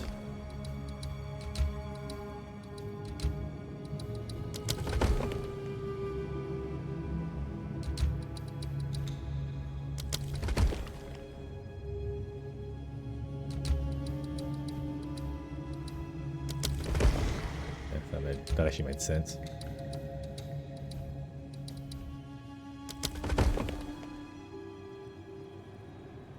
Run temple.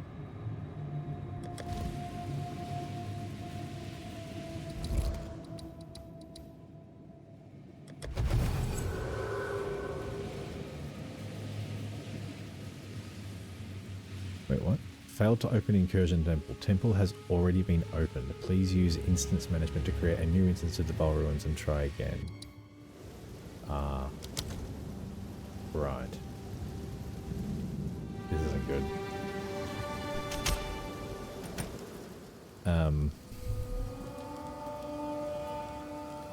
What am I doing? The Path of Exile to Val Ruins Rushing Game.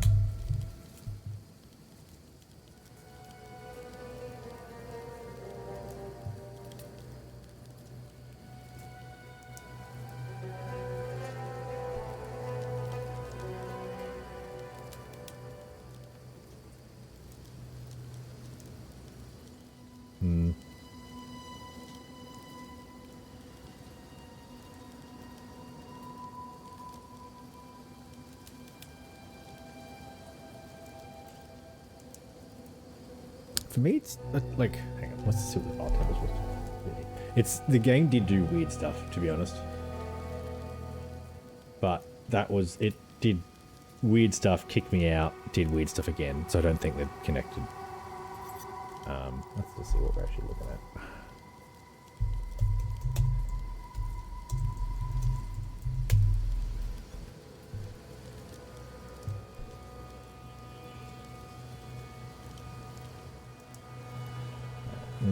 Special instance areas accessed through the Fate of the Var League mechanic, a temporary league feature involving exploring ancient ruins, finding soul cores, battling bosses, blah blah blah. Potential for strong rewards, but also art of destruction. These ruins are part of a larger quest line and function somewhat like a map device within the game, allowing for unique progression and customizations with specific button feedback regarding solely any given game rewards balance. You find clues or mechanisms within regular maps, like jungle areas that lead to the ruins, often involving following canal special altars.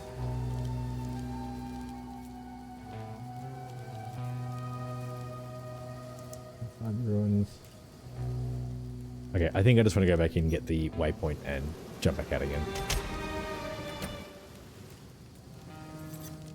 I'm not particularly enjoying the getting booted every 5 minutes.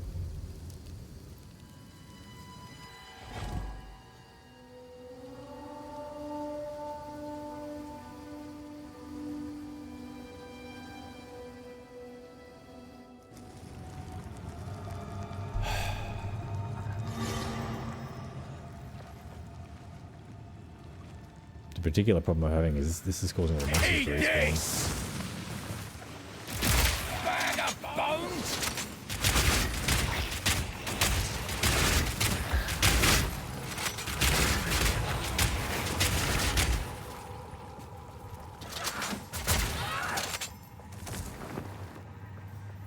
Maybe not all.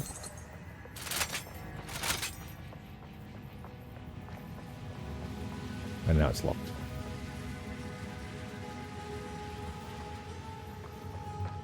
If I go to the waypoint, is it something I can travel to?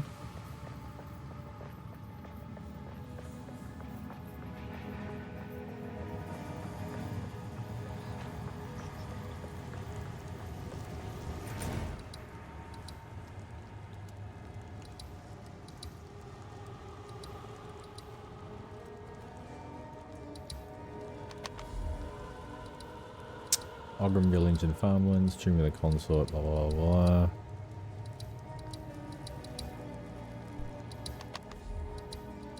Tomb of the Consort, Grim Tangle, Mausoleum. What's down here? Mudburrow, which I have been to. No, it's not kept the waypoint. Awesome. Alright, let's try the other way.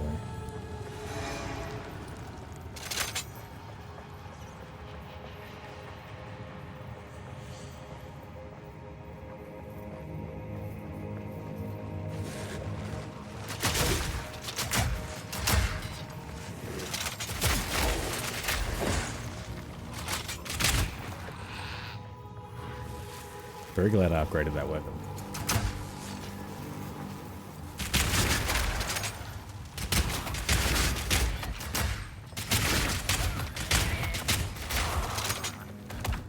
You just sat there in it, mate.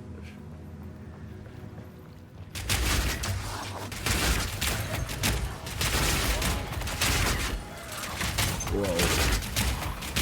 Didn't enjoy that. He was just sitting next to me attacking me while I'm reloading. Or about to attack me anyway.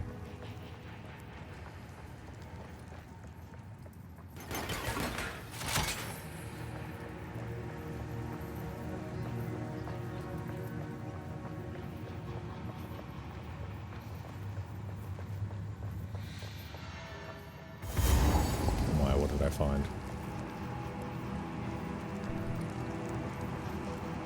Looks like it should be. I've forgotten.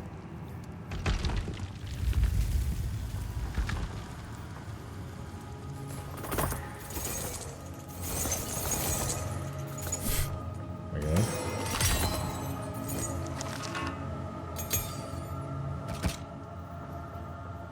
Not bad.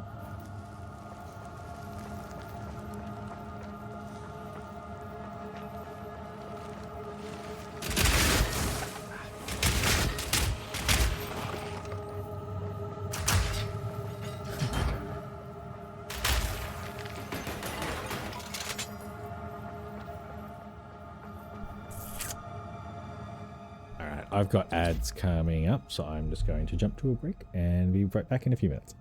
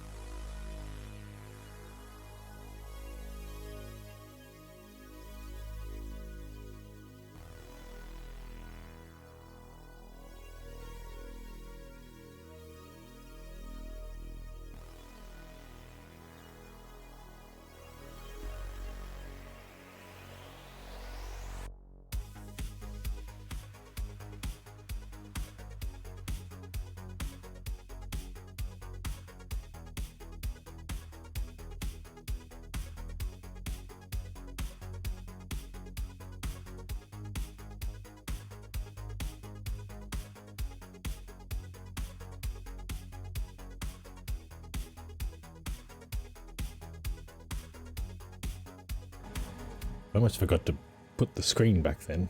I'm like, I'm just going to keep playing the game and not worry about the people who can watch it. Okay. I wonder if I can... I'm tempted to 1, 2, 3, 4, 5, 6, 7, 8 tags. I'm gonna chuck a cozy tag up because I...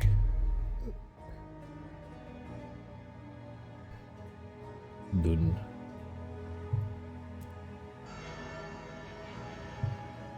Sorry for the lackluster level of energy in this evening's stream. I'm doing my best. We're relying on my natural... just entertainment. Fucking hell. That was entertaining.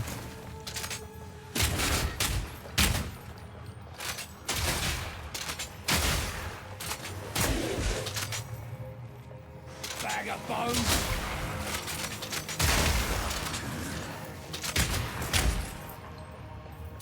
Oof. Need to get better at this. That was alright, actually.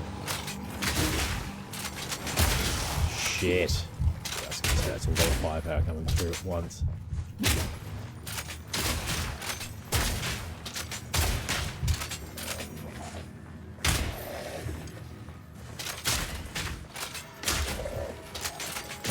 I can't do damage to him.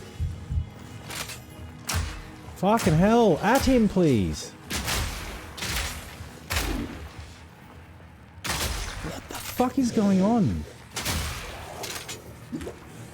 This is a normal enemy. What the hell, man? That was half my potions, and I had to remove like 3 rooms.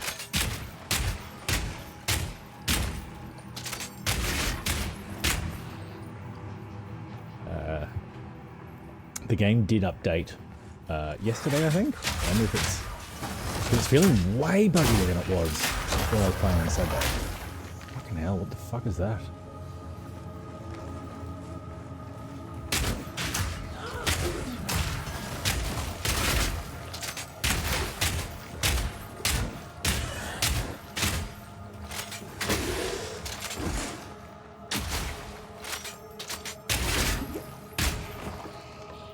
Okay, come on. Get your shit together.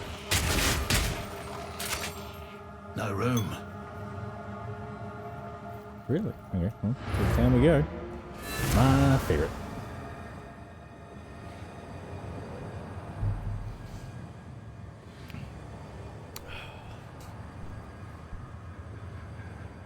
Yes, let's.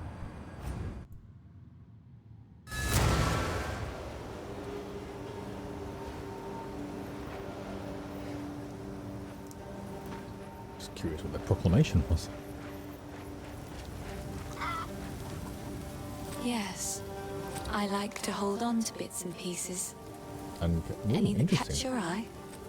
I don't know if I can use a level 1 support gem.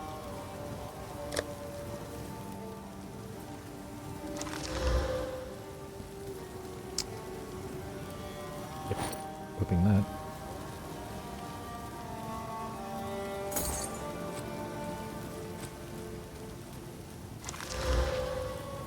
I will treasure it. Nope. Talisman. Okay, so a talisman is a weapon for a mage or something, apparently. I will treasure it.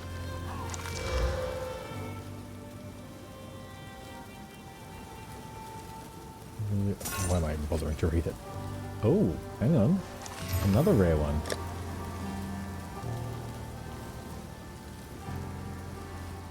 Cold damage is higher, physical damage is lower. It is otherwise pretty similar. Hang on. This one's got a heap of +2 level to all of projectile skills. +11 to critical damage bonus. +16 to accuracy rating. +5% increased light radius. That, to be honest, seems better. Like, it will drop my...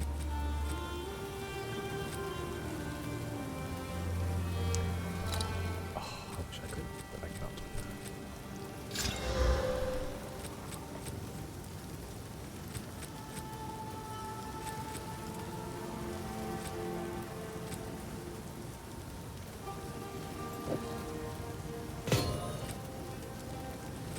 Fair enough. Let's not get rid of that just yet.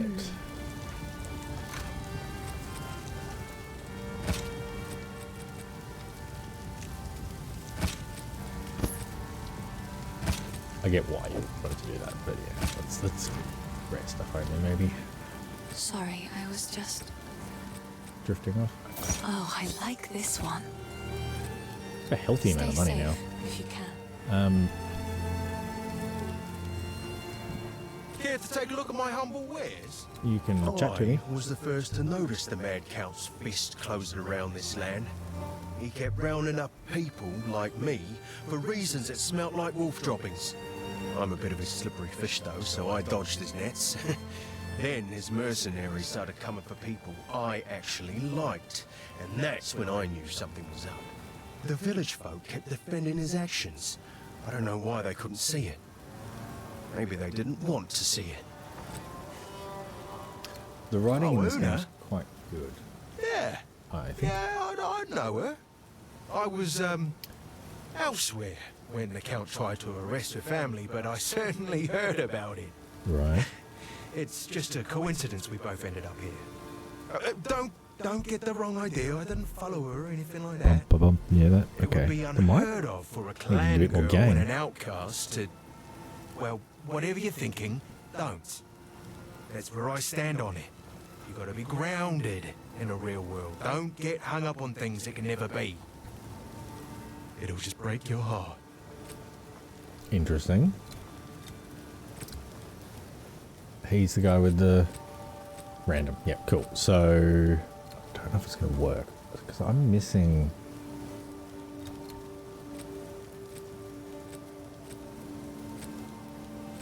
So like, what is the slot?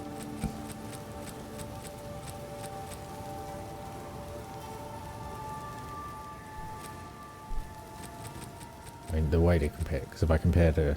Oh, it won't work. I can't even afford it anyway.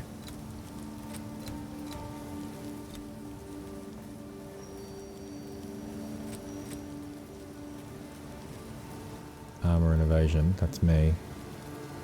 Some better gloves. Definitely could have been worse.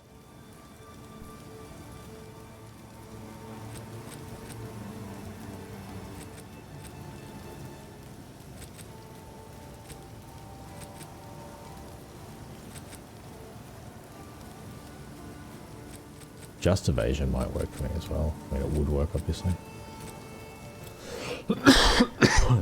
Sorry. Farewell, hero.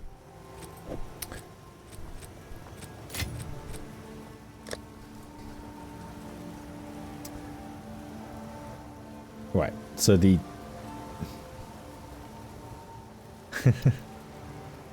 Hugh Burger is actually new, to be honest. Yeah. I will change that emote, but I do like seeing my chickens once again. Sorry, I'll change the sub badge. Let's get rid of this.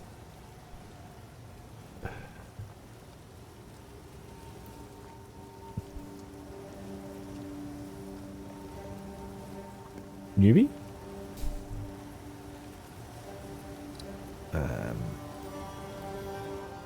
The armor gains on that one I've got are ridiculous.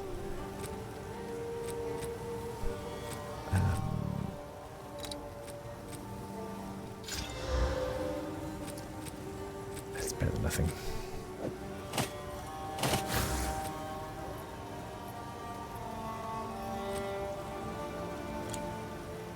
Can't do that here. And what is your new nickname? Did I call you something weird?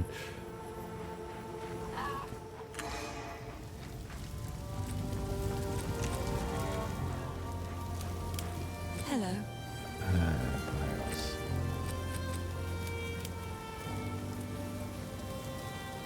Oh, sorry.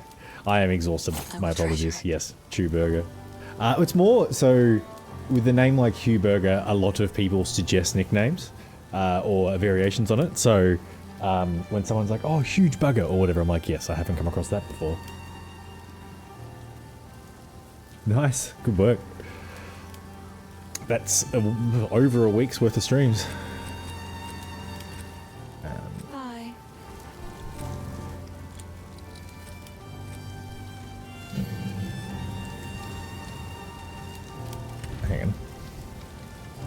Can't support gem level 1.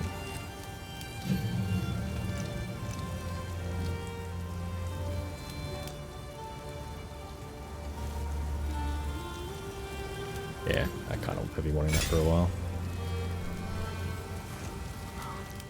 Yeah. I mean, people, when I was in France, I mean, my name is pronounced ooh.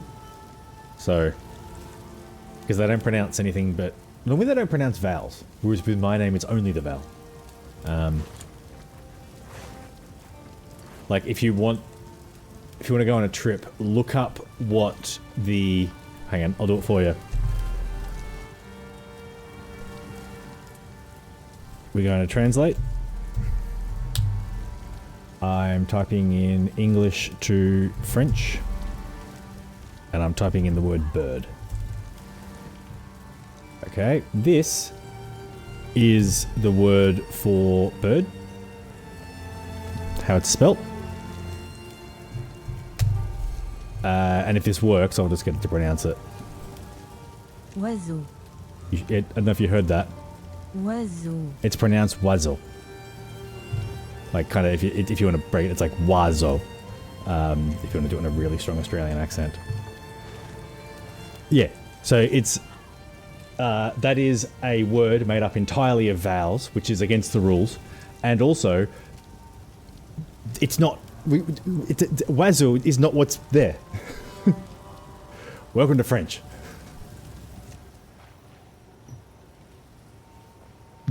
Yeah, it's in the wrong order though.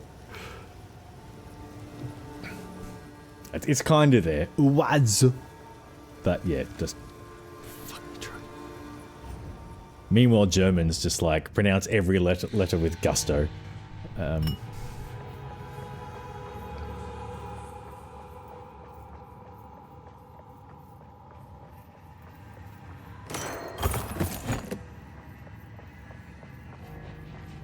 Yeah, I'm better with. I actually got to quite a high Italian level 1 Duolingo. My German is by far the highest.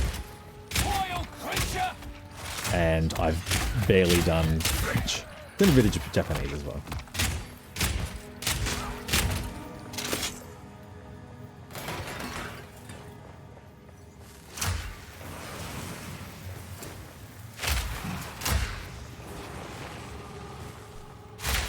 Sick, they do heaps more area now. Appreciate that. Have one of these.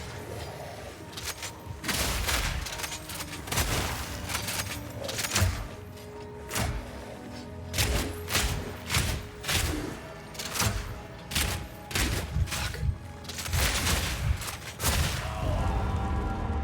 I find it really, really hard to hurt these guys.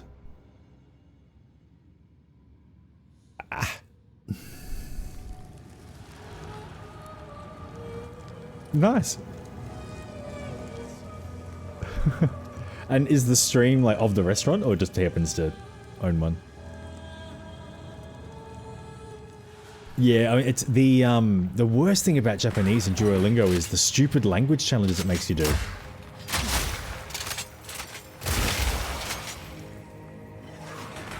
Like you get bogged down on those so badly.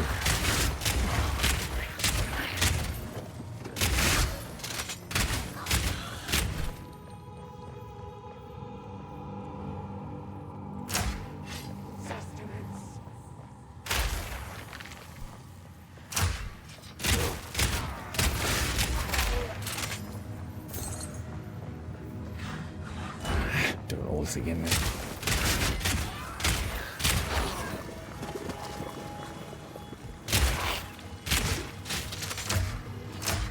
Need a sec. You gotta hit him from behind. I thought that was fucking it. Or I need armor piercing, which I thought is what these were.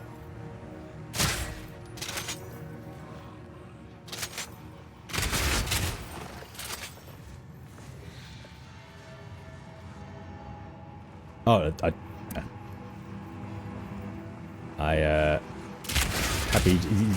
I have no problem with like promotion of other streams, or at least saying, "Hey, this is a good thing to watch." Because like technically, if Because, I mean, ultimately, Twitch is kind of like watching TV, right? So it's like getting mad about like someone coming in and saying, hey, like Fallout, do you play the Fallout game? I like the TV show is really good, and getting mad about that.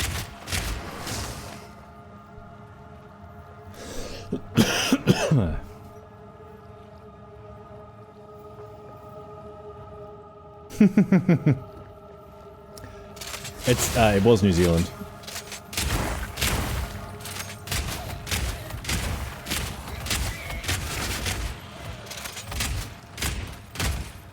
The earliest record of a published recipe for pavlova is a New Zealand publication, to my knowledge.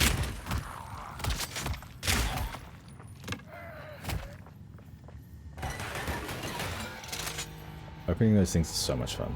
It's very satisfying. I'll break ya.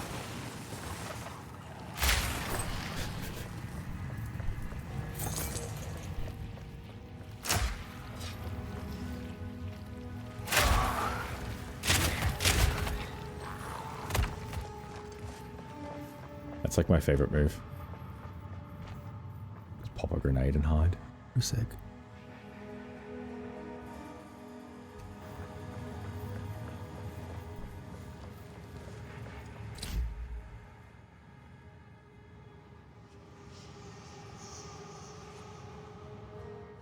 Oh, it's yeah. So meringues, yes, but like the pavlova side of things, it's kind of like saying, you know,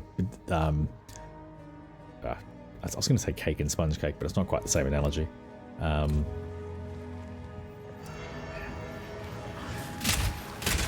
You can make similar arguments around things like bolognese and things like that, because it's like, well, there's recipes that are really similar but not quite the same, and then you'll have like the earliest appearance of like a, you know, what we understand today to be a bolognese recipe, that kind of thing.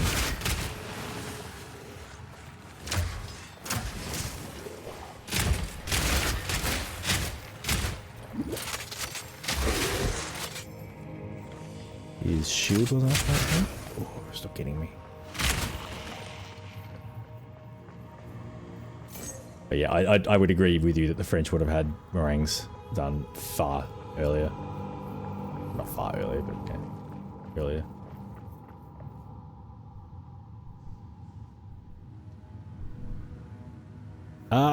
To my knowledge, pizza, as we understand it, I mean, if you're talking about putting oil and something else on bread, no. But pizza, as we understand it today, is Italian, but pasta isn't.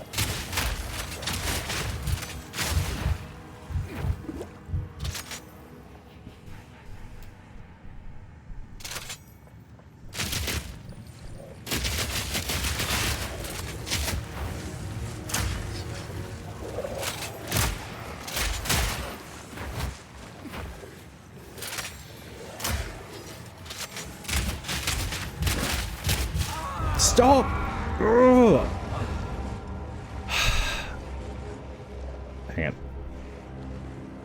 Oh, I'm not. I'm more concerned about this. I can't work out how to do damage to these guys front on. Like, I have armor-piercing rounds, and they do nothing.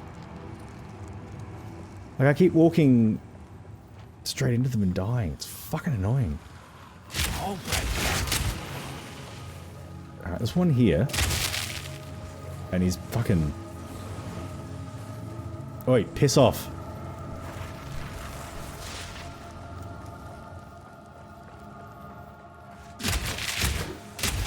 Yeah, and their fucking attack is ridiculous.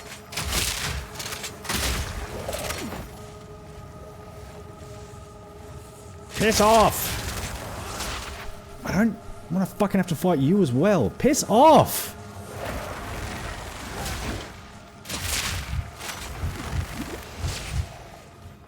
I'm gonna die here now. Fuck off! Where are you? Who's summoning you?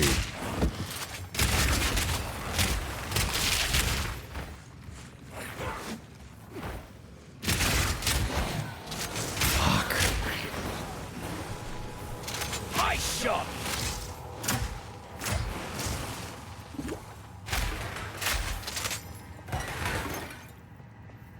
God damn it.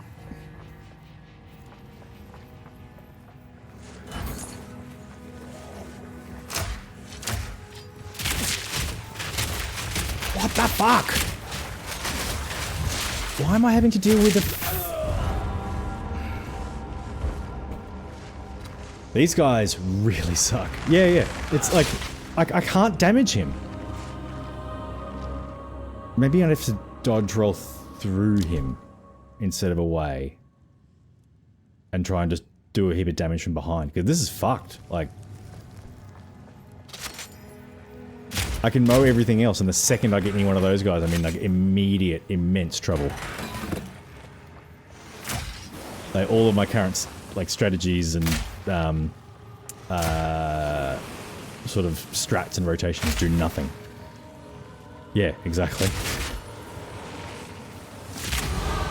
Lock and load. Going up a level should go.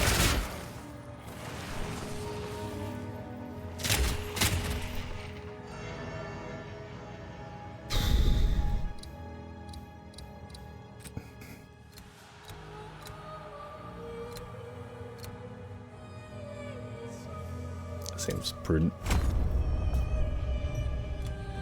Okay,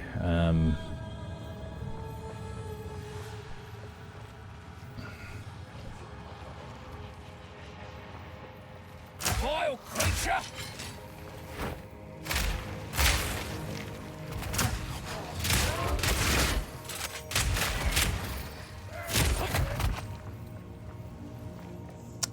Alright, I'm just gonna try and do it a touch more cautiously. Although that, like, yellow bar guy seems to just not be in this area anymore.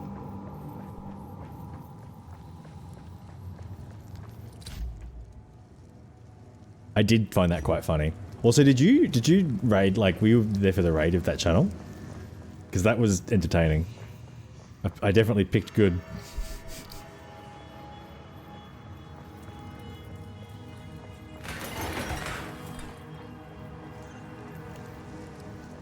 I was going to say there's ads in progress, but you wouldn't be getting them. Which is excellent. That's who was summoning the stupid zappy thing last time.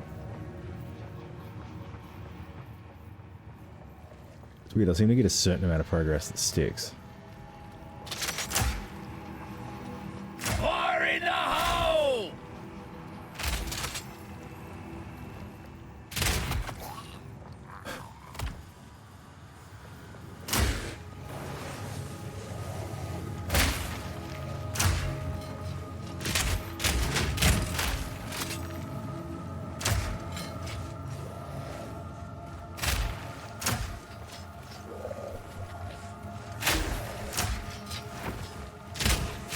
I've done no damage to him. Alright. What was I saying? Let's try and sneak up behind him first of all. Yeah, okay. Getting behind him does work.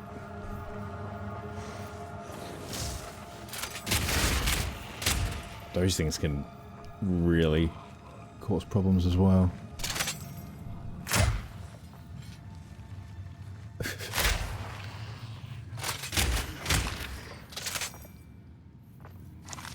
Definitely my favourite move.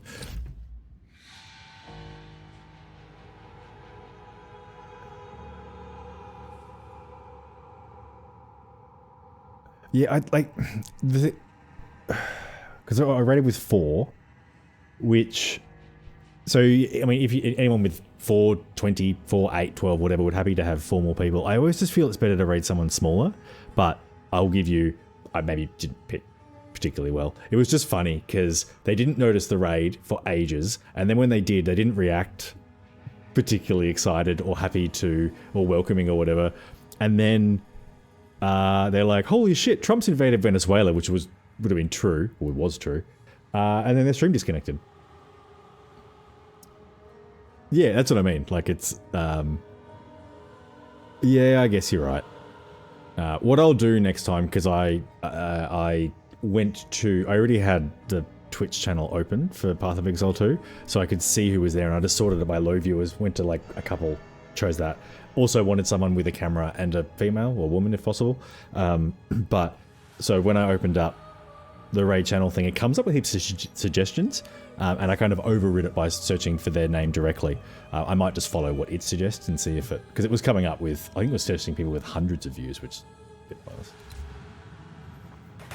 I've been watching someone with 200-300 views and they rated with 1 viewer, and I'm like, mate, come on, that's just you.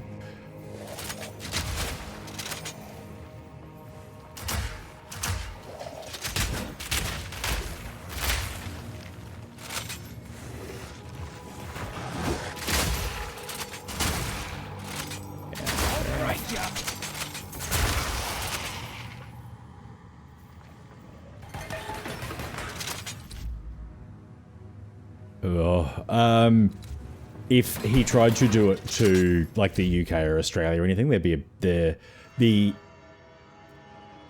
the US tends to pick places that were already in trouble. Like there is some level of public support for removal of whoever the president's name was, I forget. But yeah, it's the question of will Trump now go after Greenland, because he's talking about that all the time. Like if he annexed Greenland, it will cause there will be frostiness, probably sanctions against the US, which will spark off like a Cold War kind of. I don't know. Like we're heading into hardcore. Yeah, Canada as well. Hardcore uncharted territory. What's more of a risk is that China now goes for Taiwan. It's like, well, the US is doing it, so. Yeah, they've already said it would. It's NATO gets killed. So something that's been around since the end of World War II gets killed because Trump's like just fucking around and finding out. I called it months ago. It's the thing I didn't expect is the real question now is whether we'd be on the side of the US or China in World War III. I hate you, man. I really do.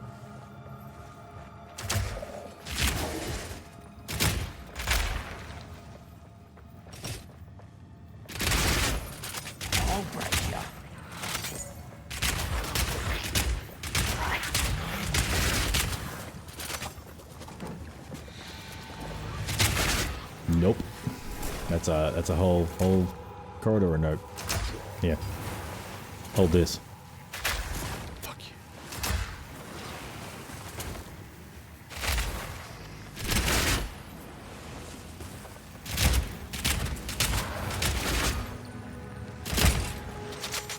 Fuck me.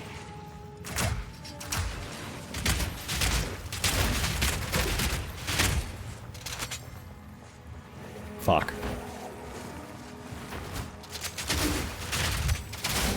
No! No! I pressed the wrong fucking button. I meant to dodge. Also, dodging into an area I haven't been is really silly. Maduro, yeah.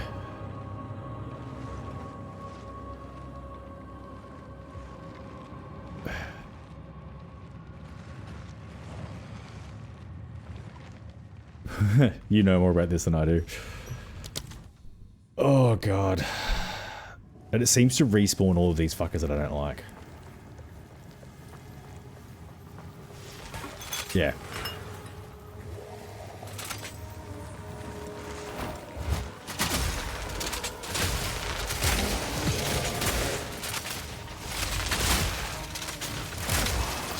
Eat his Gotta stay dick. quick on my feet. Alright. Progress has been made. To some small degree.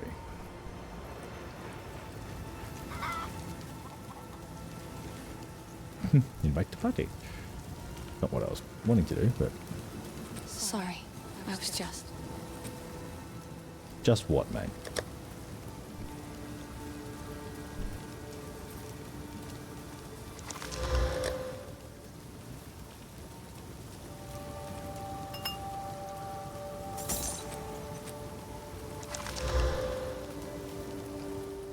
Oh yeah. Is there anything going on that would cause... Oh, the heat, maybe. Is it hot where you are? I assume so. That is not what it is. Oh, I like this one.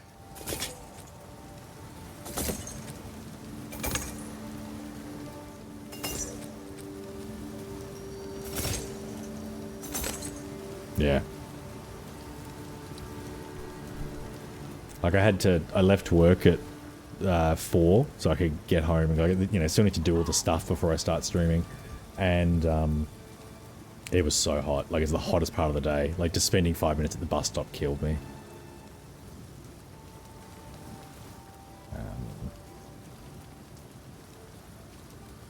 Oh, I like this one.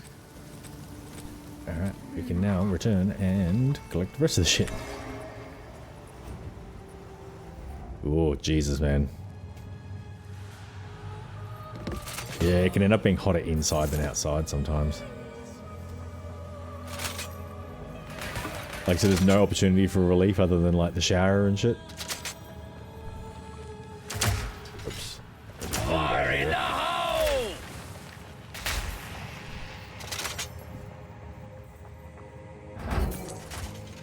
Alright, goal for this run is to press fewer wrong buttons.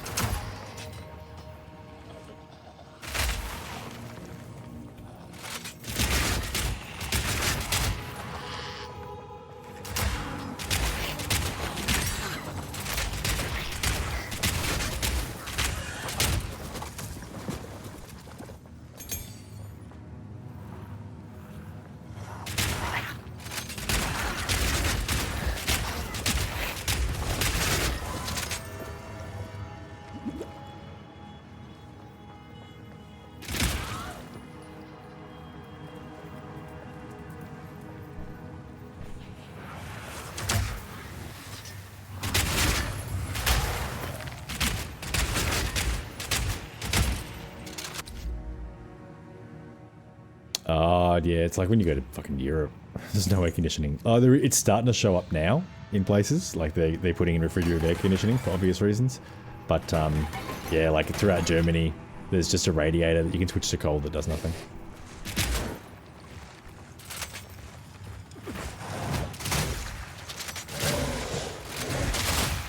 Bag of bones!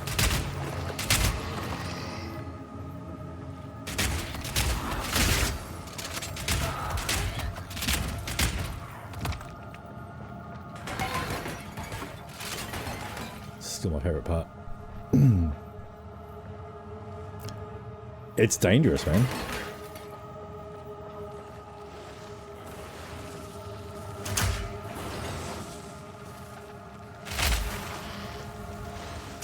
Anything above about 36 becomes dangerous.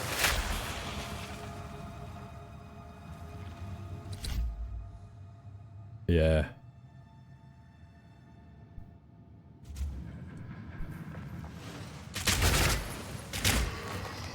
Like a shitload of water would help, I would have thought. Ah.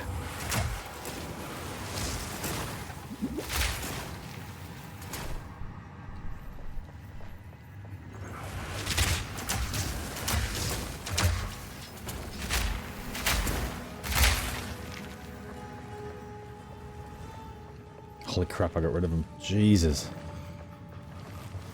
Also do it from that side as well, apparently. Okay.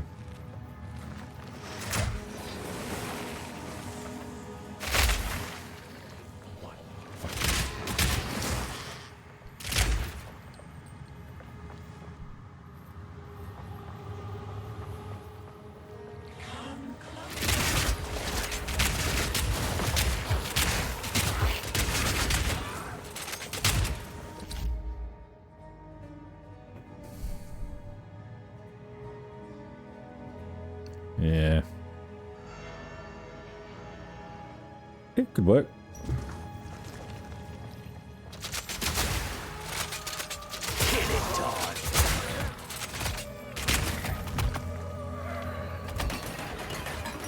I assume you've got it all spread out.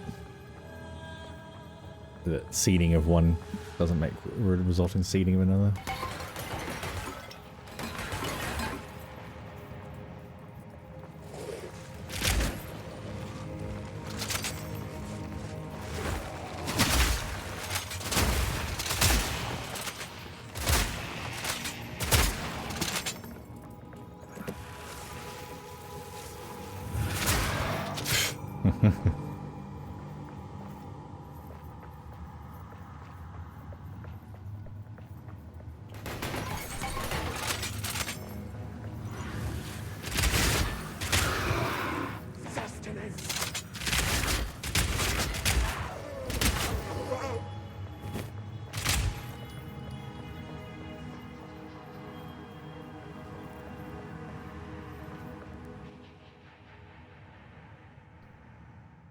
Jesus, I assume whatever I'm looking for is in the one small area that I haven't uncovered.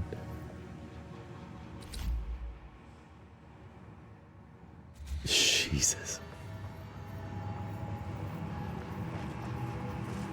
Yeah.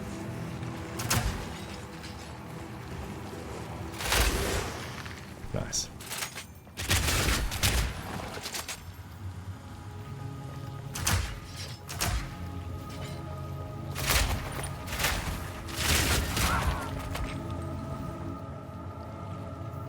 Bloody horrors!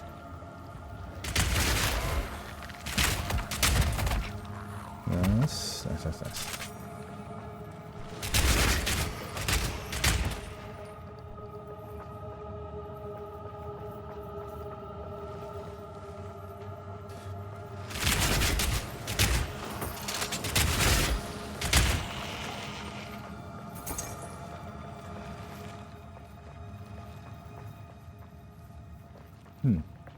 Can't get down.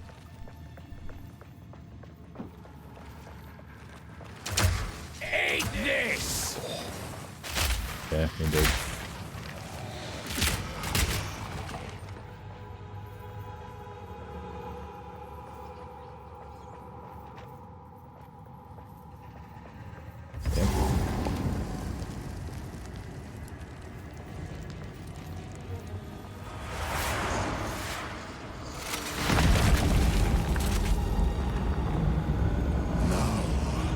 Your soul will join my steeple of death.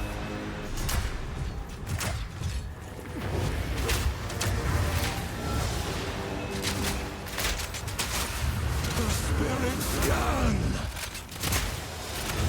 Rend your soul. Your soul is mine. Rend your soul.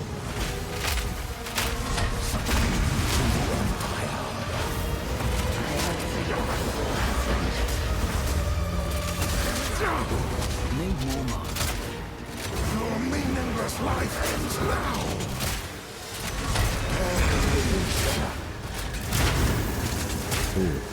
Rend your soul.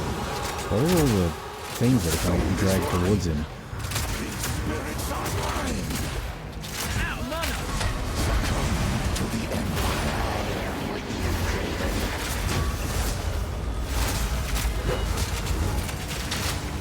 Your meaningless life ends now. I looked up and his health bar was something. 0 health. Whilst I'm running around. Never did know when to quit. I mean, I've kind of done everything, so yeah, well done. Go me.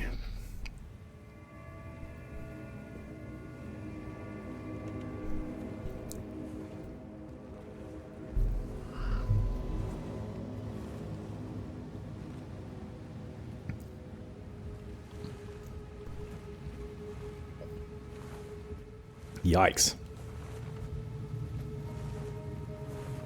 And how much of it's going to survive the several days of 40? Actually, that's a good point. I need to water the crap out of my plants.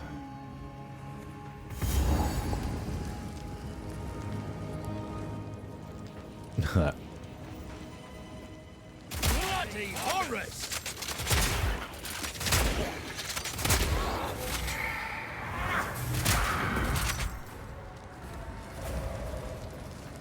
Where the fuck am I?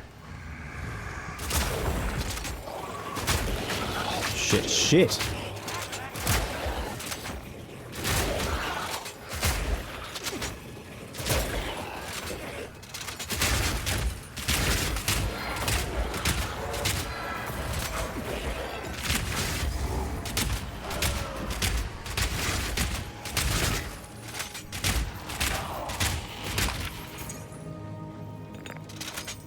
I'm gonna work out where the fuck I am. It's door here?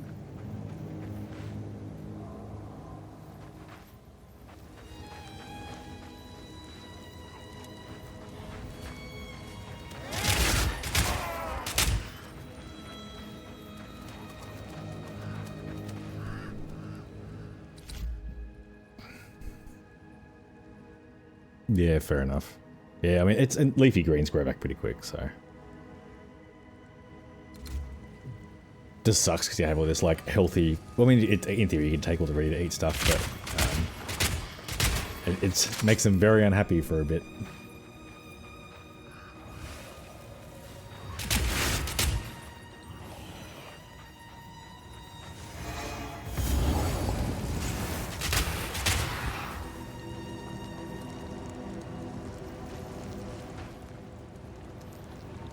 Has the map been rotated or something? Or flipped?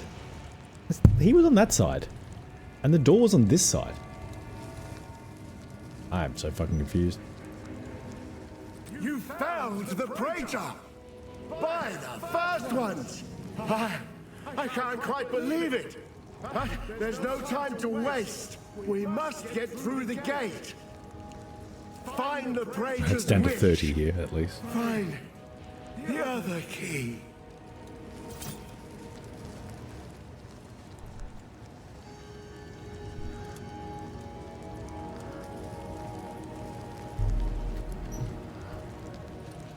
Yeah, sounds like a good plan. I have every intention of working from home tomorrow, because just getting to and from the office is taking it out of me, and I suspect I'll be up. Well, the real reason I work from home on Wednesdays is because I stream on Tuesday nights. Hang on. Had he come to us in peace, the clans might have been willing to talk. But that damn swine regards us as nothing. Tomorrow but 42, dogs. Thursday 40. But it gets hotter. Like if you have an actual temperature sensor out in the city, it'll be when it's like, so my phone was saying 38, standing at the bus stop for easily 40 plus. Because it's concrete everywhere and no fucking shade. It's also really annoying, like every time they have an event in the city, they block off all the grassed areas and restrict all the shade. So like normally at a bus stop, I just stand like 10 meters away from the bus stop under a tree where it's actually it's actually way cooler under the tree. But no, they've fenced it all off so that the Tour Down Under can have just every bit of available public space restricted for them. It is really, really annoying. Like I couldn't really give a shit about Tour Down Under. And it's just frustrating. It's mostly just frustrating because every bit of sort of nice space gets taken for that, and then it's like, hey, you can have the footpath and just everything's in full sun. There's no sun in the morning. There's absolutely no shade at the bus stop that I wait to go to work, and in the evening there's basically no shade when they rip off all the areas to go home from work. This is fucked. Oh yes, we did not always call this part of Farrell our homeland. Yeah, and also like they're going to be riding around. I don't think they're starting till next week or whatever, but if the heat wave continues. It'll be a cold day in the Vastiri. They've done it in a heat wave before, like that one from 2019 or whatever, and like they were collapsing, and it was a little bit funny. I've got a dim view of Tour Down Under because when I worked in hospitality at the big hotels near the event, I interacted with Tour Down Under cyclists, with rugby players, with all sorts of like musicians, blah blah blah, and easily the most rude people were the cyclists for Tour Down Under, clicking at you, sexually assaulting people, like just yeah. A lot of sexual harassment and a little bit of sexual assault. And by that I mean like it wasn't just the girls, like you couldn't stand too near them because they would just touch you. Yeah.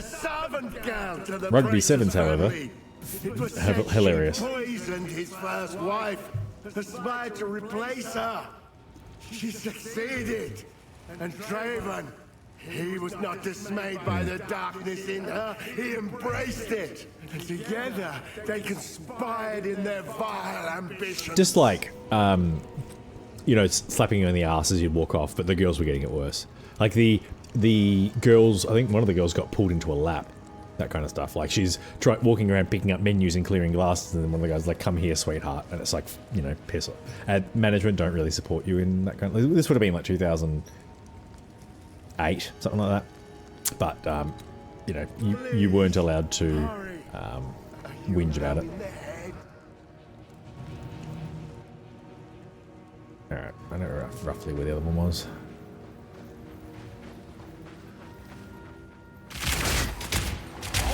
ya! Here it comes!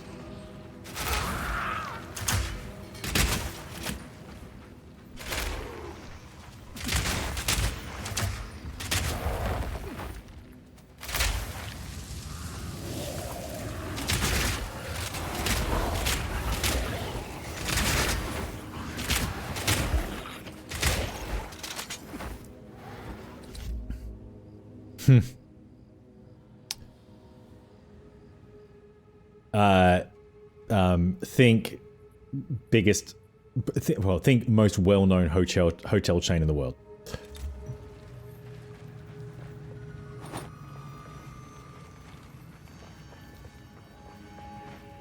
It's the issue with the cyclist was a extreme sense of entitlement, which, if you know much about like the professional cycling world, is not surprising in the slightest.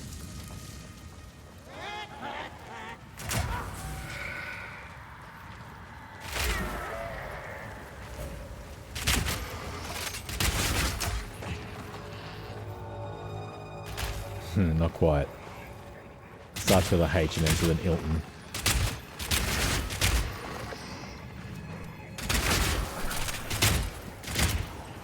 I will give them, it was a cool job. The people that work there are interesting and whatnot.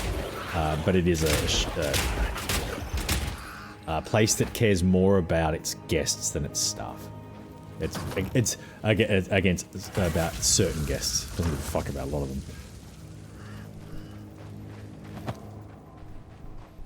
But yeah, keeping the contract for things like the Tour Down Under is a far bigger priority than the poor little woes of particular staff members.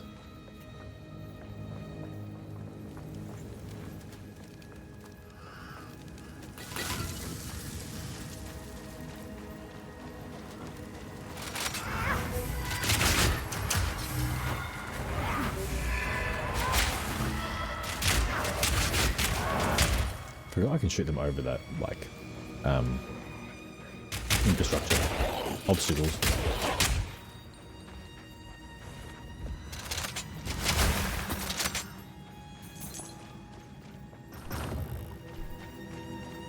Okay, let's find this other one. Oh, hang on. No, must be down this way.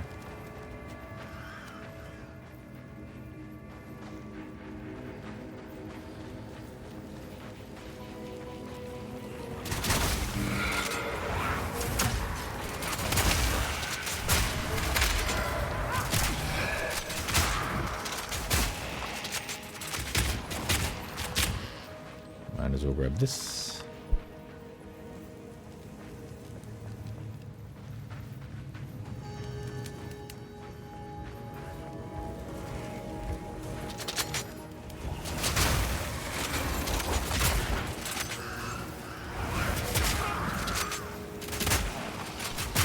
I'll break ya! Here it comes!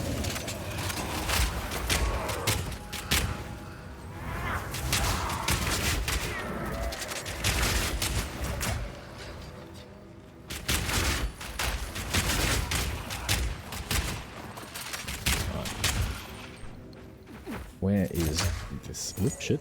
No room. Why did I think triangle was pick up? Yeah, something like that, yeah.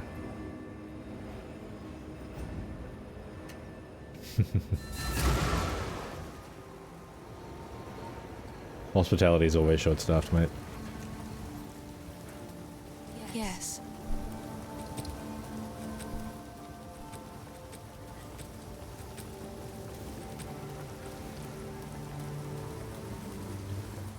Charm lasts 4 seconds, consumes 0.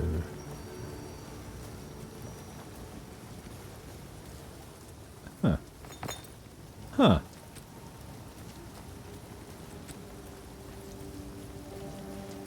Oh yeah, fair enough.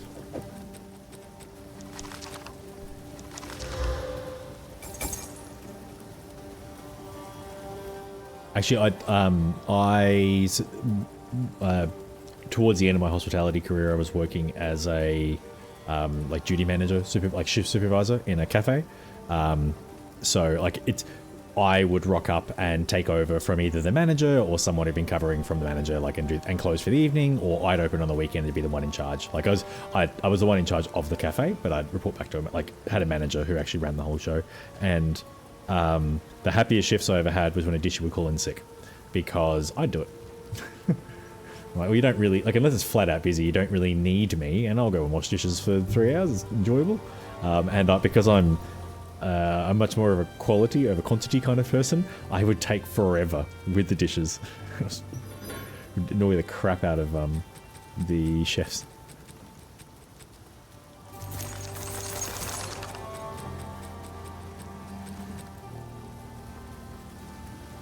It's beautiful. Except... An evasion, yes. 23, 18...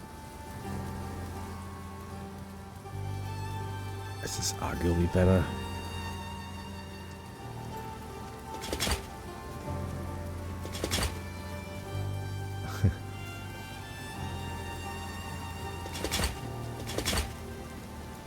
Hard. Oh, I like this one.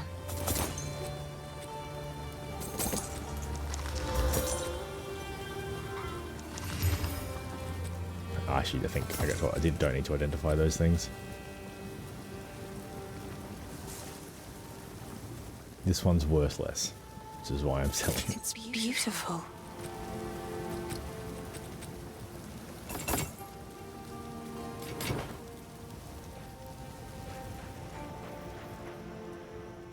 You do, and you end up drenched. Have I told you the story about the time I sacked a dishy on the spot?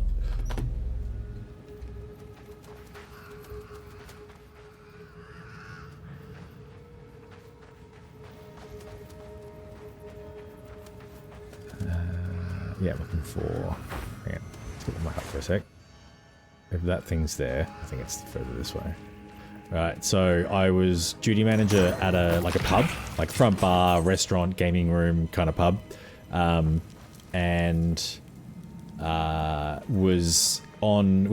duty manager, so I would rock up at 6, run the restaurant bar, which was also attached to the gaming room, and over the course of the night I would close the restaurant, close the front bar, run the gaming room, close gaming room, blah blah blah, like that whole someone else would be running bottle shop, blah blah blah, but I'd close everything, and Friday night, restaurants pumping, blah, blah, blah. Probably hot like today as well, I think, from memory. And I was just doing laps at sort of 9:30, 10, and happened to go past the dishwashing room and stuck my head in or saw something, and the guy was showering. Like, he'd done most of the dishes and had most of his clothes off, not all of them, thankfully, and was spraying himself down with the thing. And was soapy, so he clearly like soaped up. And I'm like, dude, what the fuck? And he's like, oh, like I just, it's exactly what you said. Like I smell, and I live with a lot of people. It's hard to shower at home. And I'm like, there are like rooms upstairs. Like there's actual showers upstairs. If you said something, I would have said just go upstairs and shower. This is beyond. This is an area where we wash dishes, and you are showering. This is unacceptable.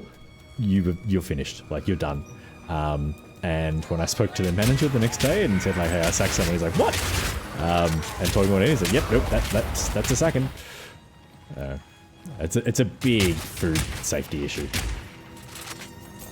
So poor guy. I did feel for him, but you can't be doing that.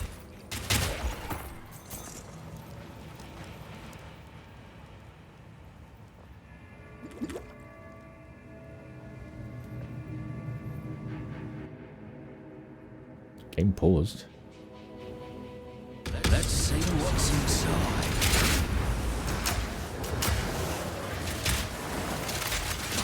This'll stop him.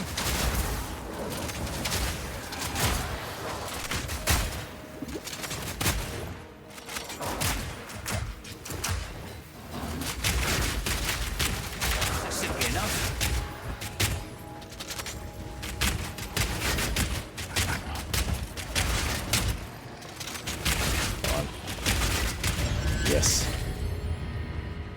bar was the hardest bit of that.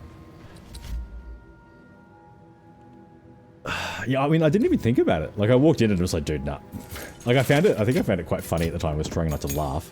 But, I'm just like, no, you're done. Like, that is, because you technically, as a duty manager, you don't have the right to fire someone because of all the, like, it was before instant dismissal got really amped up, but it still existed. Like, the,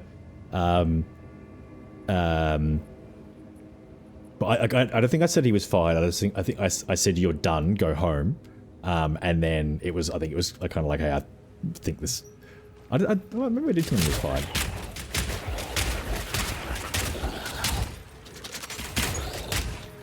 Yeah, I think I did fire him, and then just kind of had to go to the manager and be like, I've done this. You may want to undo it, and they did not.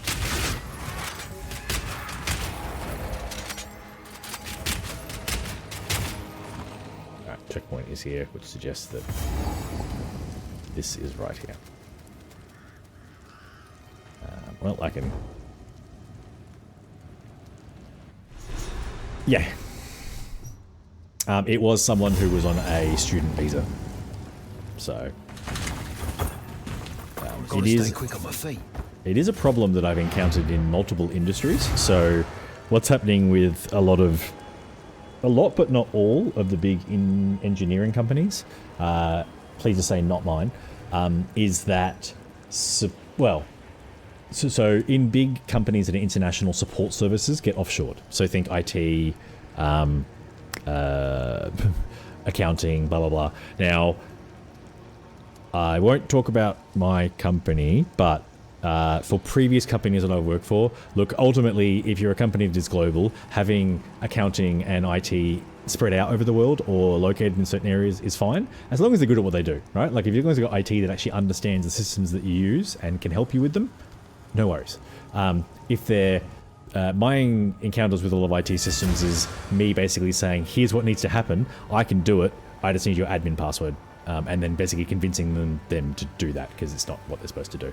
But what does annoy me, so with engineering, at least with the consultancy side of things, you've got engineers who design things, who, you know, might draw a hand sketch or whatever, and then you've got drafters / modelers who produce the outputs that we need. So drawings and models produced by drafters and modelers, and engineering reports, specifications developed by engineers, but ultimately the contents of the drawings developed by engineers as well. So drafters and modelers are a very important part of the process for producing engineering. Also, whilst we're talking about it, people like dock controllers, administrators, design managers, like there's a whole team and whatnot, but the particular people I'm focusing on in this scenario are the drafters and modelers, because when you offshore that stuff, what happens is you have people that have grown up in a different culture, different country, grown up with, like, Australia has a lot of rules, right? Like, we understand that, like, I've jumped, yeah, he was using dish soap, yes. Or hand soap, one of the two, because they're both in there.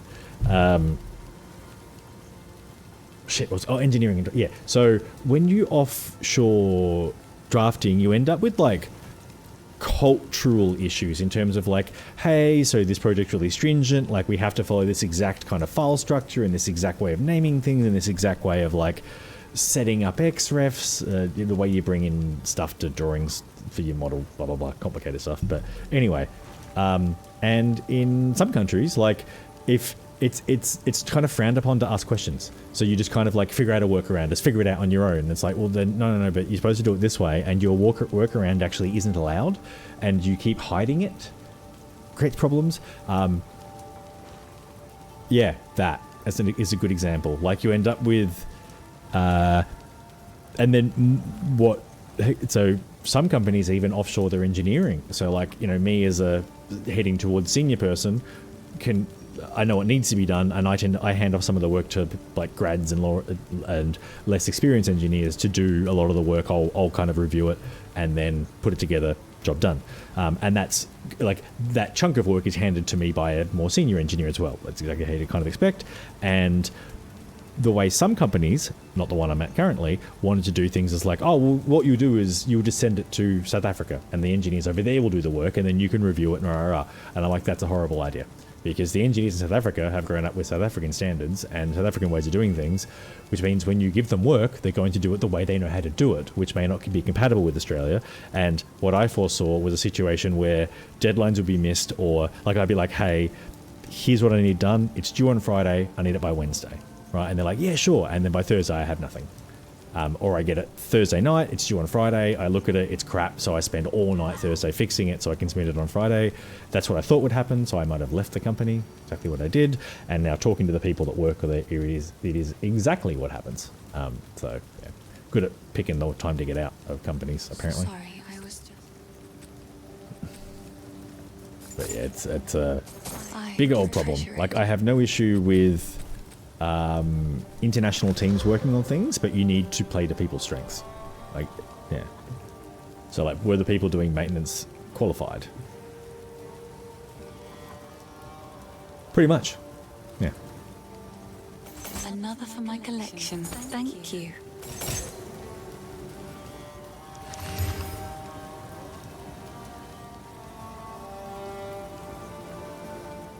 Ooh. God, I wish I could use that. It's just, it's 6% increased rarity of items found is pretty good. I will treasure Oh, it. I didn't mean to sell that. Oh well.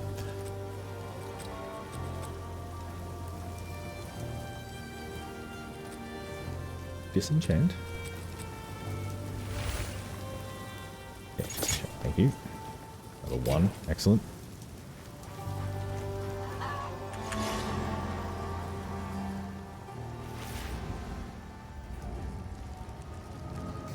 Yeah, and it's the argument is always that, oh, you know, we have to do this to survive as a company, but then you look at it's the what they tell you it is like, okay, ultimately we can pay these people less, which means we can get our drafting and modeling done at a lower price, or engineering, which means that we can be more cost competitive on projects, which is a good argument in a competitive market, I guess.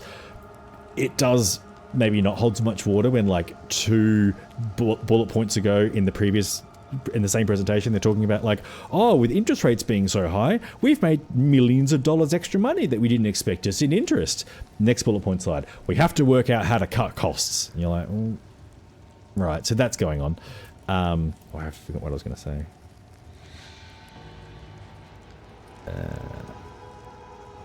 Yeah, sorry, but so that's what they tell you is going on.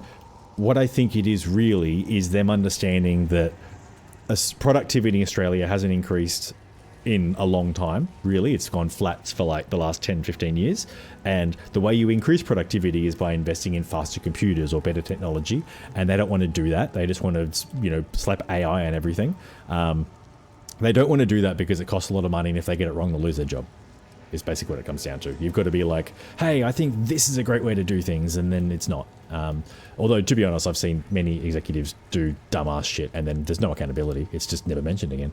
I keep losing my train of thought. But, yeah, like, it's what they've... The way for them to increase productivity and profits is to get people with high sell rates, because ultimately, like in Australia, you're selling someone's time at an extremely high rate. So if you can get them to work for free, then you're doing really well, right? So, you know, you pay someone for 38 hours and actually get 70 hours out of them, you're getting almost double bang for your buck, right? Like, you've managed to reduce how much you're paying them by half, effectively. That's what their end game is trying to just squeeze as much unpaid overtime as they possibly can out of their employees. Which I'm glad to say doesn't seem to be the way that my current company works. There is certainly a lot of work, and certainly an attitude of like, we have to get this done, we're going to work hard. Nice. But also a thing of, well, you put down the hours you work, and once you hit your hours, you have to, if you go over your hours, you need to find a way to get them back down again within like the month. So, I mean, I've only been there a little while, we'll see how that plays out in practice, but so far the signs look good. Yep. And so it goes a little deeper than that. Like, so there are more CEOs with the same. There are more male CEOs with the same name than there are female CEOs, like Andrew and fucking Matt, whatever. That it changes because they fucking change. But there's always at least one. There's more Andrews, CEOs named Andrew, than there are female CEOs in the world. Also, basically, if you are born into a wealthy enough family, you are raised with the idea of, well, you'll go to a nice university and then you'll get a upper management level directly out of university and you'll be an executive in your 30s. Right? Like, that's it. You've got this, like, class of people that just go for those roles that buy their way through school and university. They go to these prestigious private things where you can't fail because it's like, oh, you just have to be, you just go to the remedial class and someone else will do the work for you, whatever. And they have no personality, no ambition beyond, like, make more money or whatever, number go up bullshit. Like, it's just that. Like, and you do get the only people that kind of break through that stuff from the lower class are people that want to be part of that upper class. So it doesn't really, yeah. But it's exactly, we're saying the same thing, is you've got this, like, upper layer of companies who effectively ruin the companies they work for, but convince shareholders they're doing great. Like, currently, if you're an executive, all you do is just go like, we're using AI, and your share price goes through the roof. It's just stupid. Like, yeah. What the fuck is this? No thank you. That is fucking no sound. Go away.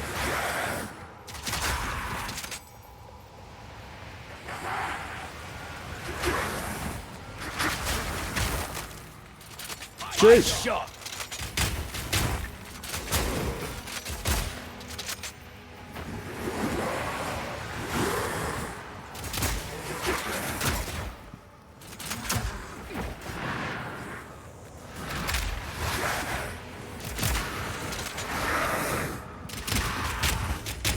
Got him.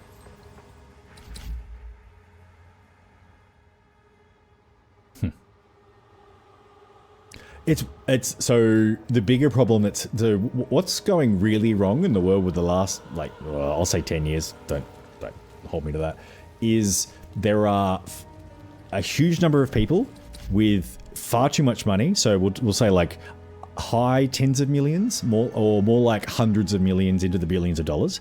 But, like, even people with sort of 20, 30, 40 million dollars, and they don't know what to do with their money. All they know is they want more of it. Like, they've bought the house they want, they've got the yacht, they don't work, they go on lots of holidays. But, like, when we've talked about this before, when you've got $40, $50 million in the bank, you earn several $1 million in interest. So it's not that hard to, like, buy everything you want. And then, oh yeah, and I hate poor people. Ultimately, when you've got that amount of money, it comes from exploitation of poor people. Like, this idea of Elon Musk talking about, oh, AIs and robots are going to fix everything and everyone will have money. Capitalism doesn't work without poor people. If everyone gets raised up and has lots of money, capitalism collapses, because if you have everything you need, you stop buying things. Like, you need poor people who are only just earning enough money to survive, and you need them, like, to have to buy into systems that like, that rent, like, you know, housing in Australia is a good example, or so, you know, the solution to not having to fucking subscribe to everything is to just buy everything, right? Like, just that's okay. I'll just buy a hard copy of every show that I like, so I never have to worry about it. People do that if they've got the money. Bad example, but anyway, lots and lots of people with far too much money they don't know what to do with, so they're just buying stuff. But more importantly, they're going to, like, venture capitalist people who are like, hey, I can get you 10, 20, 30% return. And to get returns that high, you have to buy a company and gut it. And kill it. Because you'll get 30, like, if you buy a company that has money coming in because you're making something, and then you have money coming in and you sack everyone that's making the stuff, your profits go through the roof for about a year. So the venture capitalist guys buy the company, sack everyone, you know, so they take all the investors' money, dump it into the company. You then, the next year, you get really high returns. You post those returns, and then you find a way to offload the company. It's that. So, like, in the video game, you can see it in the video game industry over and over again. But childcare in Australia, same thing. So childcare centres in Australia are owned by big conglomerates that are like, there's a few private owners, but a lot of them is just conglomerates with hundreds of millions of dollars of investment from overseas, like Americans and people in Europe with just all this money that are like, oh, you can make lots of money. You can make 30% returns out of Australian childcare systems.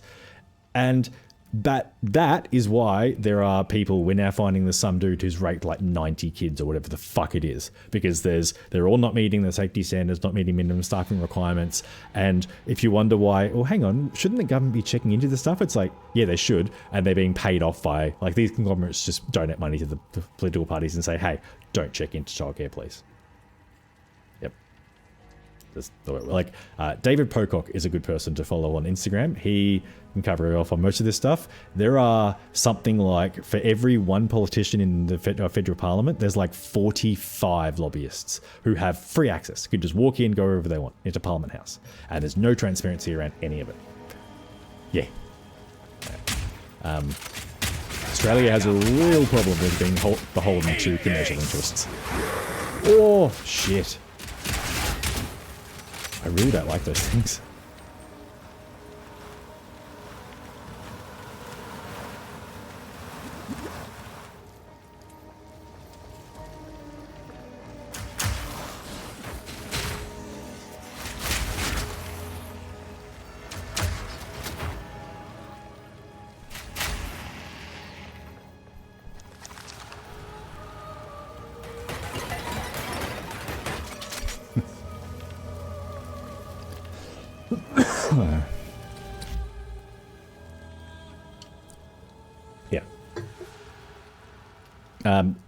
If you want to have a laugh, have a look. So the cost of Centrelink, so all of the various not subsidies, allowances and whatnot, is significant. Oh, to check my fingers before I say this, but compared to things like the cost of negative gearing and the cost of capital gains tax, it's like nothing.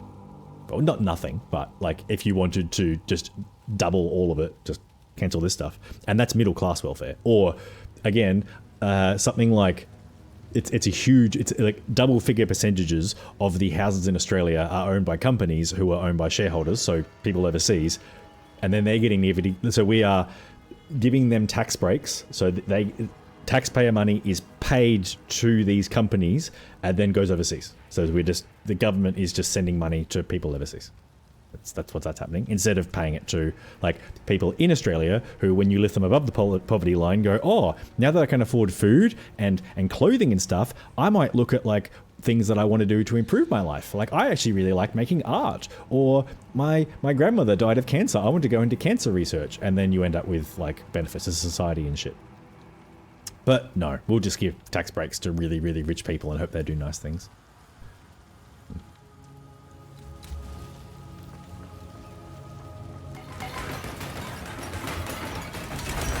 No room. So.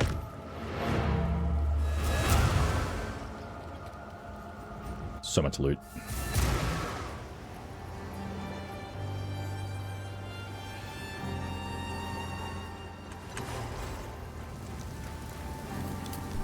Hello. Yeah, it's disappointing in Australia because we elected a government who was kind of given a mandate to do something about this shit, and has a majority enough that they basically can't lose the next election. So this is the time to do a Medicare level or a NDIS level change, right? Because they can force it through. Like, we're going to revolutionize this, and instead they've just done nothing except kind of made things a bit worse. It's like, hey, you know, banning of gambling ads, massive support. No, you're not going to. Hey, a lot of women are dying from their partner. Oh, we can't do anything about that. You know, the ICAC kind of didn't really work. Maybe you want to fix that? No, I'm not going to do anything about that. No. Maybe the environment. Oh, we're going to make the Environmental Protection Act a lot worse until like other people came in and like, maybe don't do that. Don't allow fast tracking of gas, and like also they're still approving gas and coal projects, and just the level of shitness. Which I suspect is going to hurt them massively at the next election, but we'll see. Another for my collection. Thank you. Hope it's not going to be better than that one, but yeah, thanks.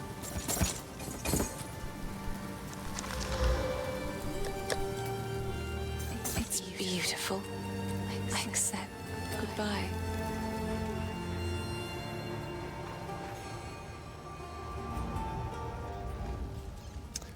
They're not just us. They're significantly less at this point in time, mostly because all of the good liberals are gone. Like they've left. What's left of the liberals is all of the filthy kind of like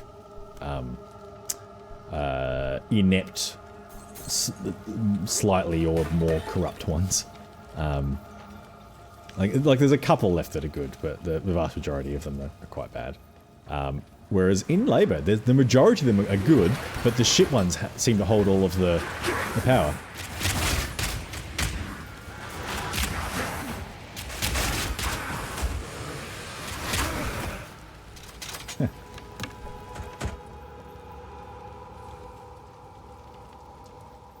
Yeah, I mean, it's the call for a royal commission into it is giving me the shits a little bit, mostly because like you've got so all the sports people signing a petition, and Herald and the Murdoch newspapers promoting it after claiming that sports people getting involved in politics last time was unacceptable. So there's that level of shit fuckery and bullshit, but the argument that it needs to be a federal royal commission so that the security agencies can actually provide the evidence they need, that makes it valid. Like that's a reason to have one.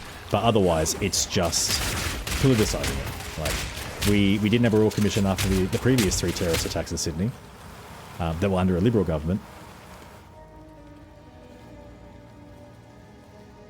Yeah. Why?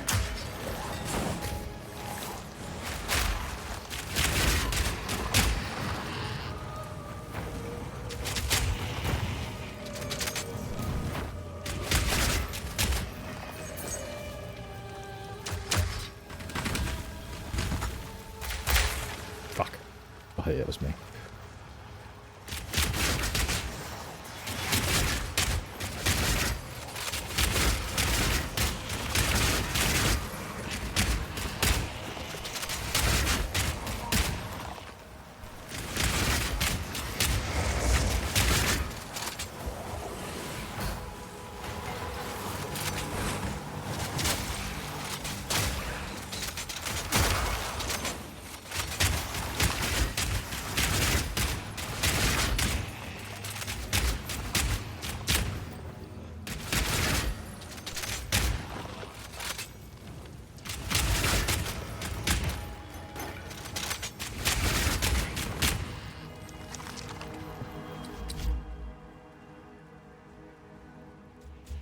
It's I don't know, it's weird because like that kind of terrorism is so isolated. Like there's no group that's claimed it. It's just 2 dudes who could not regulate their emotions and were too stupid to be able to see. Like to get brainwashed by that stuff is your level of critical thinking skills got to be pretty fucking low. But it does scream out to me as being kind of this like isolated tragedy sort of thing. And I do think we need a bit of a look at how we, like, the way the media and politicians use everything as a divisive, like, wedge tool is the problem. Like, even within hours of the attack, they all couldn't fucking help themselves by going, oh, it's a tragedy, but if the opposition, and you're like, just shut the fuck up, stop, don't do it. Like, you just, and they could not help themselves.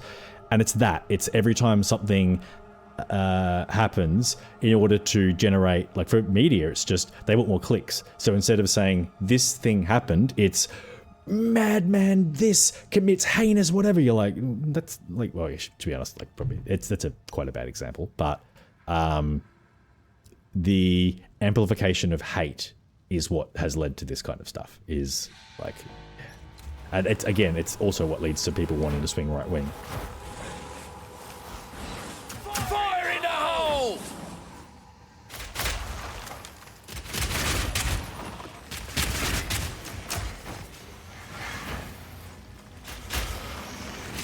I mean, to be fair, Labour probably doesn't give a shit particularly much if people go right wing, because they're centrist anyway. Like they have people in the right wing within their party. As long as So what Labour benefits from Pauline Hanson picking up votes, because Liberals would, like, if Liberals won't form a coalition with One Nation, so you end up with all of the votes being split across multiple parties, which means Labour will just stay in power forever. You would need, like, the Greens to do a coalition with Liberals and, oh god. Every time I go into this place, the game crashes.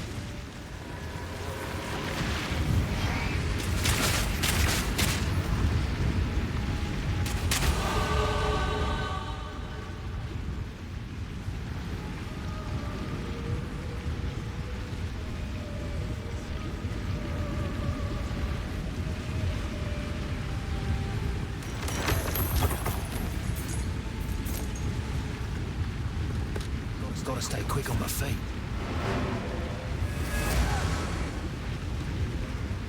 Oh, 100%. Like, it's what's really frustrating is you look at what's actually going on with the people in Sydney, and it's there's people out on all the surfers are out on the water holding a vigil. It's vigil, like there's communities coming together. There's, like, it's support, and it's all really nice. And then the media only wants to highlight, oh, this bad thing happened, and this person, look at this one person on Twitter that said something really bad. It's like, and yet hundreds and thousands of people are doing really nice things. Like, it, yeah.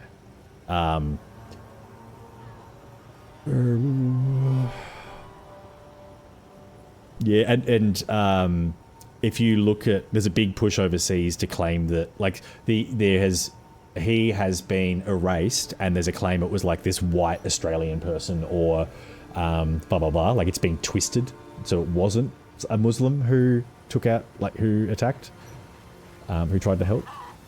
Hello.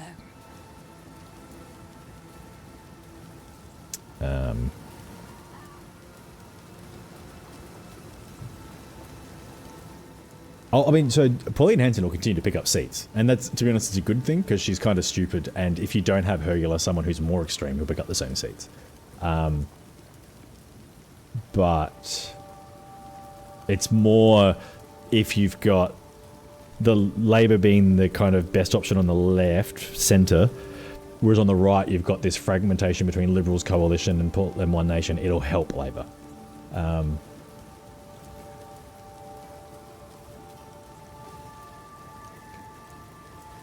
Yeah, I mean, there's a big push in the US now, because that whole, like, the boomer stealing wealth from millennials and Gen Z, so forth, is true in the US as well, and, or more so true. There is now this big push to not pass money on to them. Because the whole thing is like, well, hang on, like, boomers, as they die off, it does trickle down. Like, and this is where we should have a wealth tax. Like, the government should be collecting a lot of this to then put it back into the system. But no, we won't do that, because... And again, when I say wealth tax, inheritances over 10 million. You just use anything over 10 million, we start taking half. Yeah? You're going to find that'll only piss off about 80 people.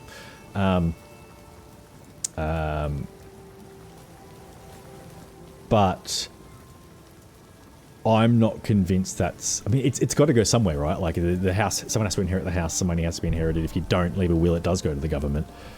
But... yeah. So what happened is their parents fought in World War II and were horrendously traumatized.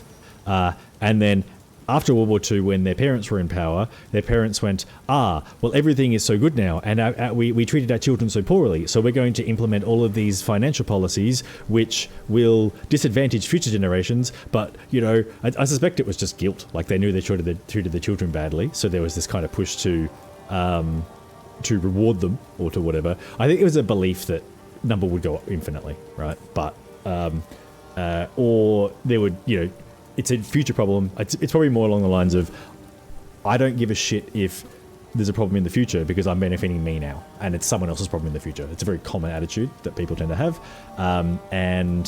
Like, people at the time, there's huge evidence from media articles and everything that, like, economists were saying, do not do this, because what will happen is you'll end up with huge issues with disparity of wealth between this generation and subsequent generations because of what you're doing. You're stealing money from future generations. It's exactly what happened. It's beautiful. And I accept. rather than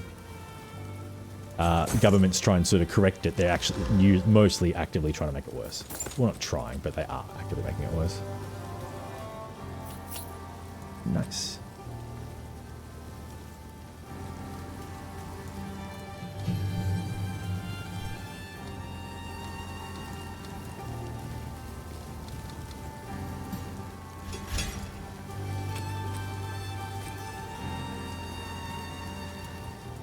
I mean, it's the funny thing is, so when I talk to my parents about this, they get really defensive and if a little bit hurt.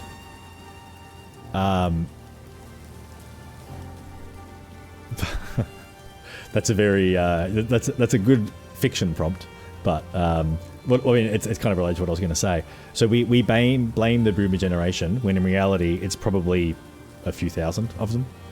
Like, well, there were people in power who, I mean, it's probably more than a few thousand per. There are shitloads of boomers who didn't benefit from the system, so to blame them as a generation as a whole is wrong.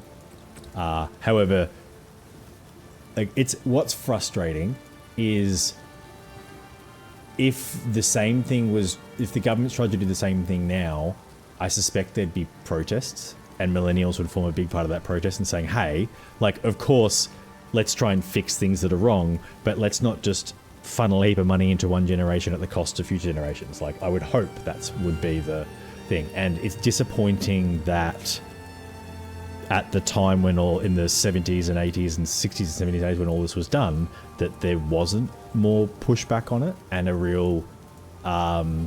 like all the Reaganomics and the Margaret Thatchers, like, I mean, there were protests against that sort of stuff, but the people that came after there was no big push to put it right.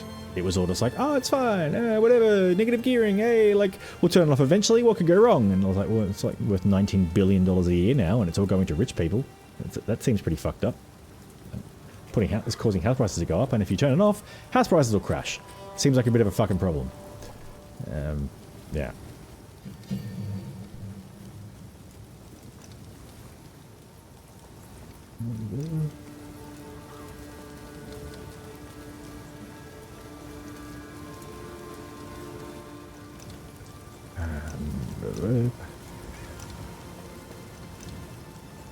Really? Multiple?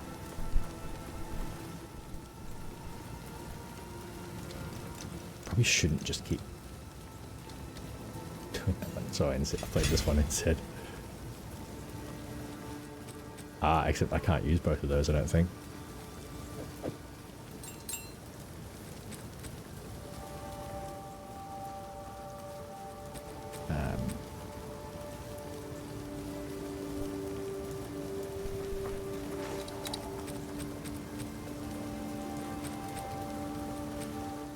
Five.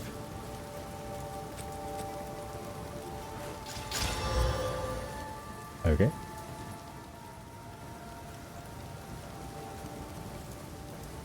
Oh, and at this point, negative gearing there's Gen X, there's millennials who are also collecting shitloads of money from it.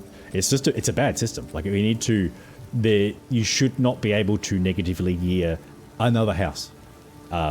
It needs to be, so, like, you grandfather it, so all the people that have currently got it can keep it because it'll crash the fucking system otherwise, but you say no more. Alright? But why won't we do that? Oh, because the average politician owns 7 houses, so it's not in their best interest to stop them from buying the 8th house and the 9th house and the 10th house, because that's how they're gonna, yeah. I mean, the first home buyers did actually help the right people. More or less, it helped the lower middle class. So not the right people, but righter people, I guess. Stay safe, if you can.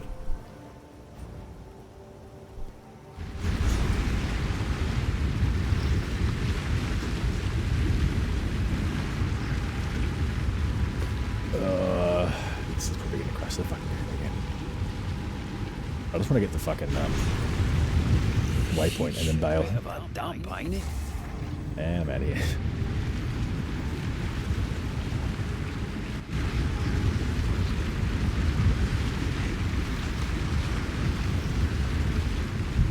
I mean, so first home buyers, man.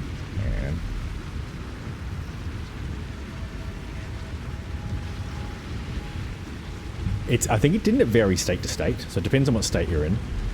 I'm trying to think what it was. First home buyer's bonus was just like stamp duty waived, which is huge. That would have saved me like $60,000. Us, not me. And I can't remember actually. And a little bit more help. It was still in the era of 20% deposits though.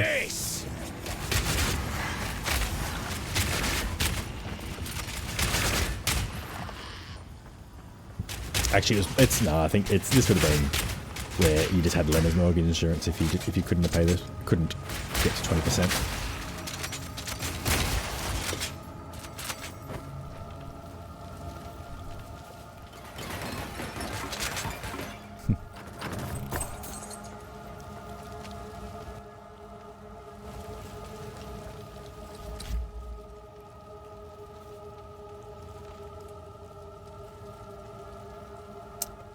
Well, what it did would the earlier you get into the housing market, the better off you are. So, like, I bought my house a bit over 2 years ago with my partner, and so 30-year loan. So we should be at about 28 years left to pay.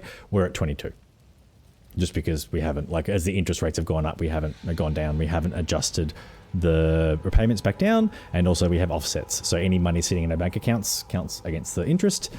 So we've paid off more of the loan, so we don't have to pay it for as long, to the point that CommBank have now come to us and said, hey, we'd like it if you would please reduce your payments, which is them saying, we're not going to make enough money off you, so we would appreciate it if you would slow down, please. But like, that's what people did, is you'd get into the market with a 30-year loan and then just hammer money onto your mortgage as much as possible, pay it off in 6-7 years. You now own a massive asset. You can borrow against that asset for your next house, and you can negatively gear. So that basically, once you've got your house, the idea of buying a second one, you don't need any money in the bank to buy it. Oh, that's probably not quite true. You can just, no, so what you can do is borrow against the house you've got for any deposit or anything required. So which means if you want to buy a $600,000 house, just take out a $300,000, like take out a big loan so you can put down a huge deposit and reduce the residual. And then if it's not rented, if it's empty, that entire lost rent, whatever the value of rent is, becomes tax deductible. So there's just, and then buying another one is more tax deductions. Buying another one is more tax deductions. So, like, my ex-partner's parents, the second they had enough equity, they bought another house. So, in the time that I knew, they went from 5 to 7. And they were going to rich, new places in Queensland and looking at, like, architecturally designed $1.7 million houses back in 2018. So, worth, like, $5 million now, something stupid like that. Like, it's... the system is extremely broken, and a lot of rich people are just taking rampant opportunity from it, and any bullshit you hear about, oh, we don't want to change it because we'll hurt mums and dads, is a load of shit. Because, yeah, like, ultimately, if you own more than one house and negative gearing is going to affect you, sell one of the houses. Like, you will make money from it. It's not a... This is not a... I'll break you.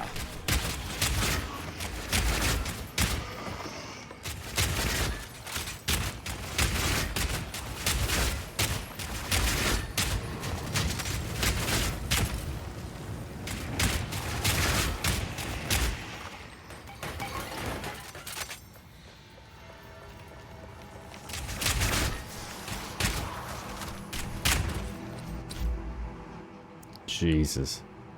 Yeah. Yeah, it looks, it's not everyone with loads of money dresses like they've got it. To be fair, in most Western countries, the way to make bulk cash is to own a business in the country.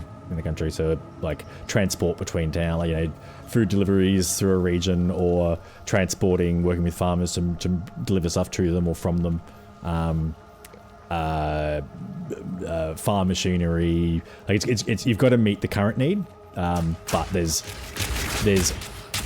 like I was talking about my partner about this, like if we were to move to the country, it would take me 6 months a year to find a need, and where basically all you need is like a decent amount of capital to invest in trucks or a space or whatever it is, and then set yourself up and use word of mouth because it's the fucking country, and you will, within like 3 or 4 years, you'll be making bulk money, like millions. It's yeah, because there's such a in the country, lots of places are doing without so much stuff because you just can't get stuff, or paying exorbitant prices for things, or sorting stuff out themselves they shouldn't have to, and blah blah blah blah blah. Gotta stay quick on my feet. Another town visit. Yeah. That's true across most of Australia. Like the person I was talking about who went from 5 to 7 houses, they're not really the problem. Like it's there's people with hundreds, there's companies with thousands and tens of thousands. Your people with 200 are probably a bit of the problem. Because what happens is it becomes in their interests to keep houses empty. So if you own like 20% of the houses in a town, you can artificially increase the value of your house by keeping them empty, which makes people want to pay more for the stuff that is there. You can basically go, I've got 2 houses, I've got 200. If I keep 40 of them empty, I maximize my negative gearing, and it pushes up the value of the rent for the rest of them because people can't get rentals, so they'll pay more. Yep. This is why governments exist, to stop people from doing that shit, and they just don't do it anymore. Like, that is the point of government, is to stop, like, hey, you human being are abusing power that you've accumulated through, like, people's goodwill. Stop fucking doing that. Whole point of governments. But nah, fuck it. Why bother?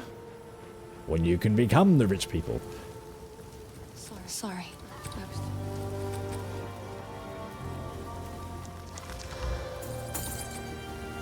Another for my collection. Thank you.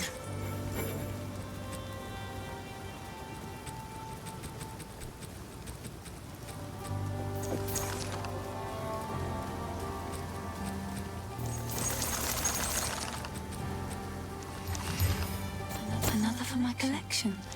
Thank you. Wow. That is but you're not useful.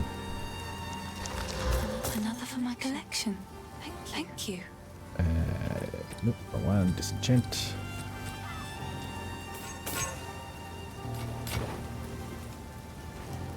Must be getting close to an orb. Regal orb, I think.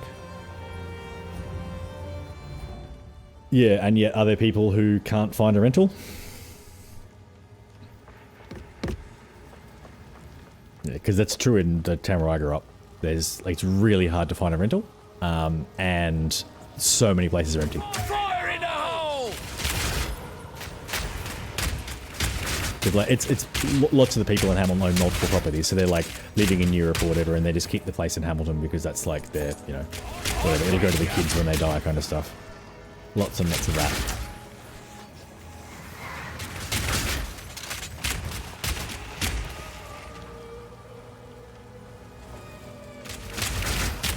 Yeah. That's insane. Are you like a? I mean, yeah, you're a touristy town, aren't you? Or touristy area.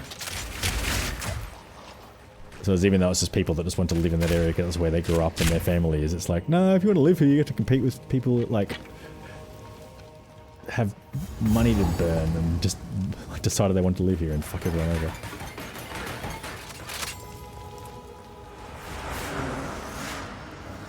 Oh god, here we go.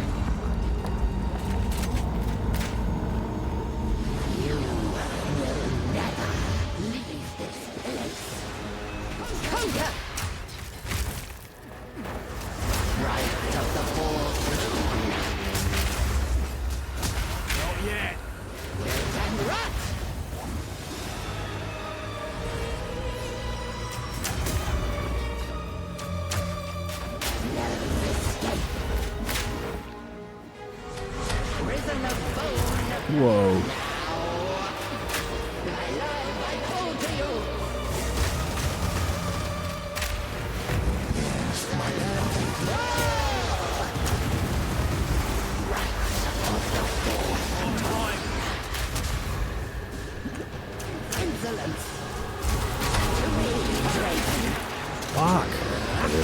Yes, my beloved.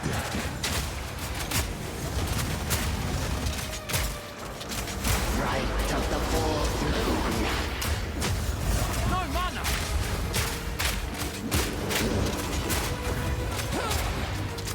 Here it comes! I call to you.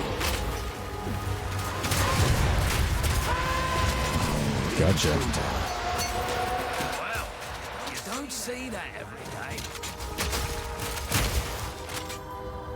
Okay. That boss wasn't quite as bad as the last one. No, I think I want to finish Exile.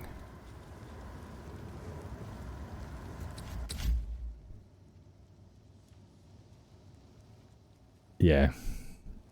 Yeah, so everything's in Airbnb. So like you get like just weird spikes on weekends or whatever. Like the, weekend after the grand final, suddenly your town's insanely busy for no reason.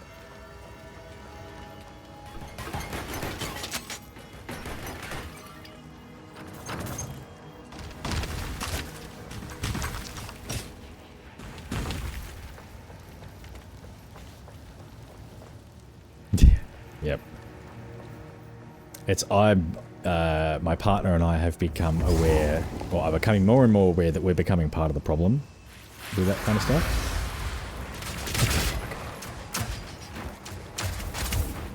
Need more time.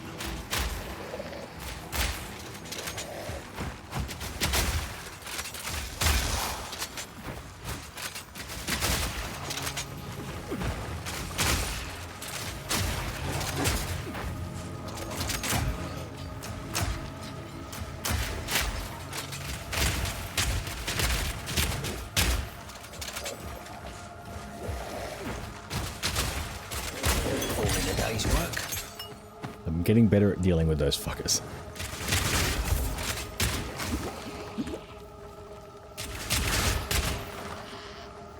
Ooh, why is there a checkpoint?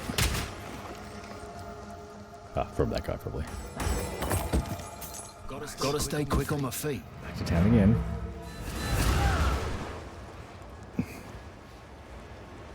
Yeah, I'll bet. God, and then Victoria went through all that pain, and then fucking borders get open, and within 4 days it was all fucked. So I'm probably misremembering how that all went, but Don't think that was... Sorry, I was just... Oh, I like this one.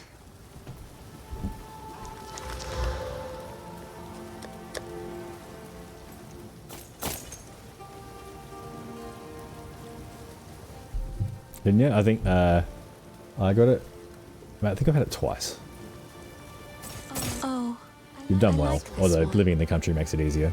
Actually, maybe just once. I got it. I was at the Water Minister's Breakfast, which is an event put on by the Australian Water Association. So I was in the city at 7 AM, and you get cruising around, chatting to people, having some coffee and canapes. And then you go into this very small room with very little air conditioning, and all the seats are hard up against each other. For some reason, like we could be in a much bigger room, but they decided to do this. And I had a mask with me because it was COVID times.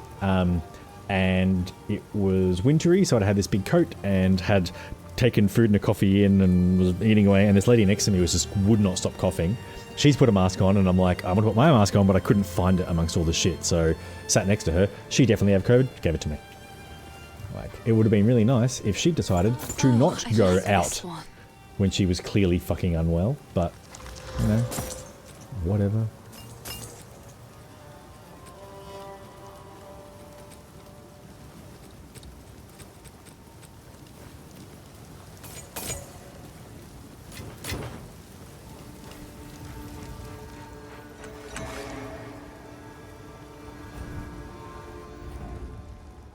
Yeah. I mean, there's quite a lot of people that think they never got it. It would have been asymptomatic. Like they just they got the thing and were contagious, slightly contagious, but never actually got sick from it. Which, like, you know, good for you.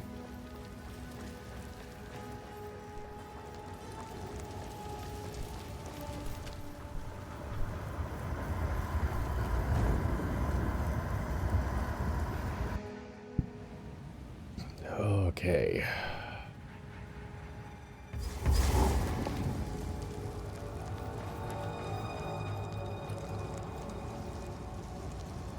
Yeah, I was gonna say that I used it. Actually, I didn't get anything. I was on.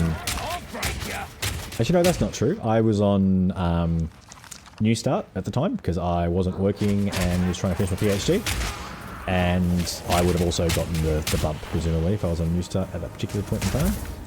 So, yeah. Here it comes!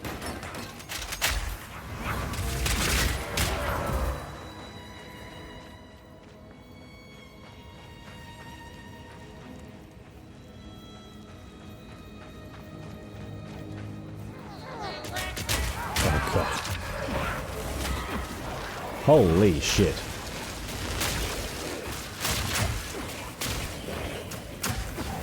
Need more time! Yep.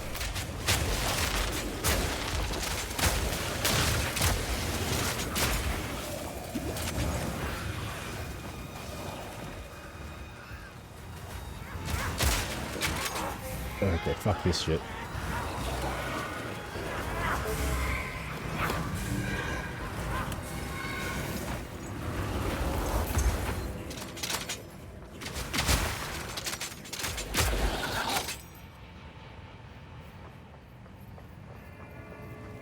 Surprised that worked. I thought they'd all just follow me and I'd die.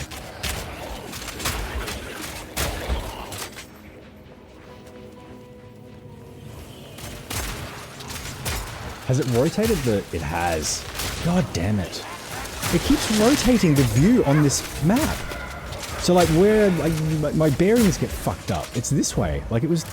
Oh.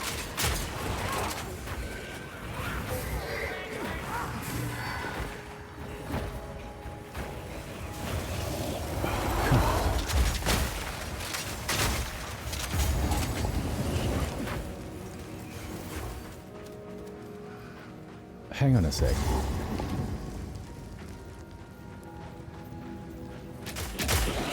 So,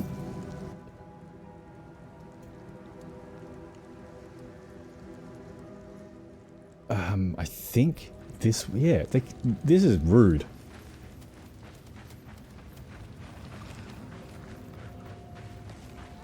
I thought it might have been me rotating them out somehow, and I just hadn't, like, known how to do it, but no, it's definitely every time I reappear, the fucking thing's been turned around.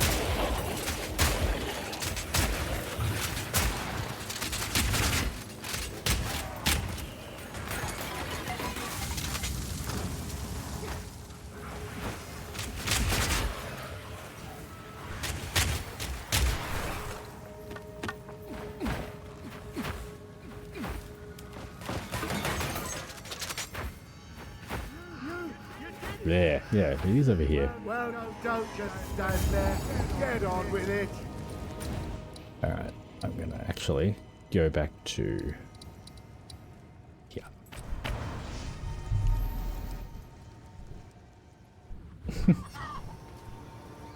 That's pretty good. The archery thing. Yeah, putting it above the poverty line was like amazing for a lot of people for a very short period of time.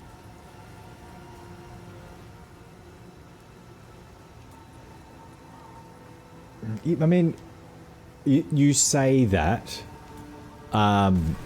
if, like, the amount of money that it provides is still only just enough to survive on. If you want more than that, you have to work, and people tend to, it might take 3 months, it might take 6 months or a year, they tend to want to be productive at the end. And for some people that means a job at Macca's, for some it means volunteering at a op shop, for some it means going to university and becoming a whatever. Like, people will, when you give them the ability to do more than just survive, most people will want to go and do something. They won't want to just sit on the couch and take money and do nothing. So by setting it beside the poverty line where it's just enough to survive and do things is kind of the right way to do it, because you end up with people able to, like, it takes a bit of budgeting. If you're just going to drink and party every week, you kind of, that's not what's going to happen. But and you know, that's a valid thing to do with it, like, you know, but it should be just it should be enough to be able to lift yourself up and out, which it currently is not. And I don't know, like the stats, because my dad was a big arguer of like, oh, there's, you know, the dole, people just sit on it all the time and they're just, you know, it's just a ticket to people to be lazy and not work. The stats don't back that up. So you can download Centrelink stats, people on New Start, and it's a graph that does, so it's number of people on y-axis versus, y-axis versus proportion of people who have been on it for that period of time. So the vast majority have been on it for like a couple of weeks, and then as it goes down, it gets down to 1% that have been on it for more than a year. So like, people don't tend to stay on the thing for long periods of time, but yeah.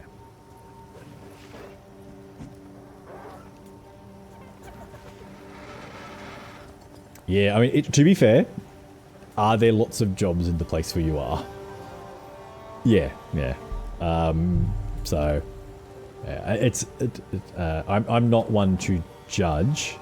And like typically in the country, cost of living is lower. It's harder to get a job. It's a bit easier to kind of just exist and whatnot, but you'll get bored. So, anyway, I reckon I'm going to call it a night. It is just you and me in here, so I probably won't raid, or do you think I should anyway? Yeah, that's what I would have thought. Like, you're basically serving all of your people coming out of Melbourne.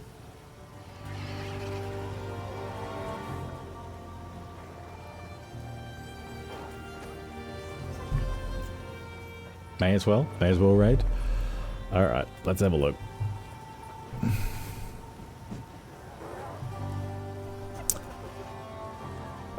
That person doesn't have a camera. You're right, it's coming up with people who are 14, 16, 20 viewers. How about Mr. Machi?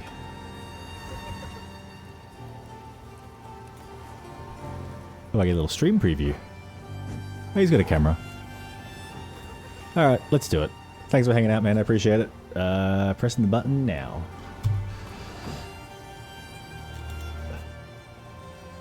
It's gonna be you and me.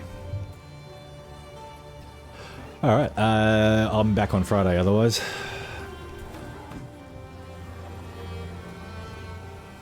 Okay, let's go.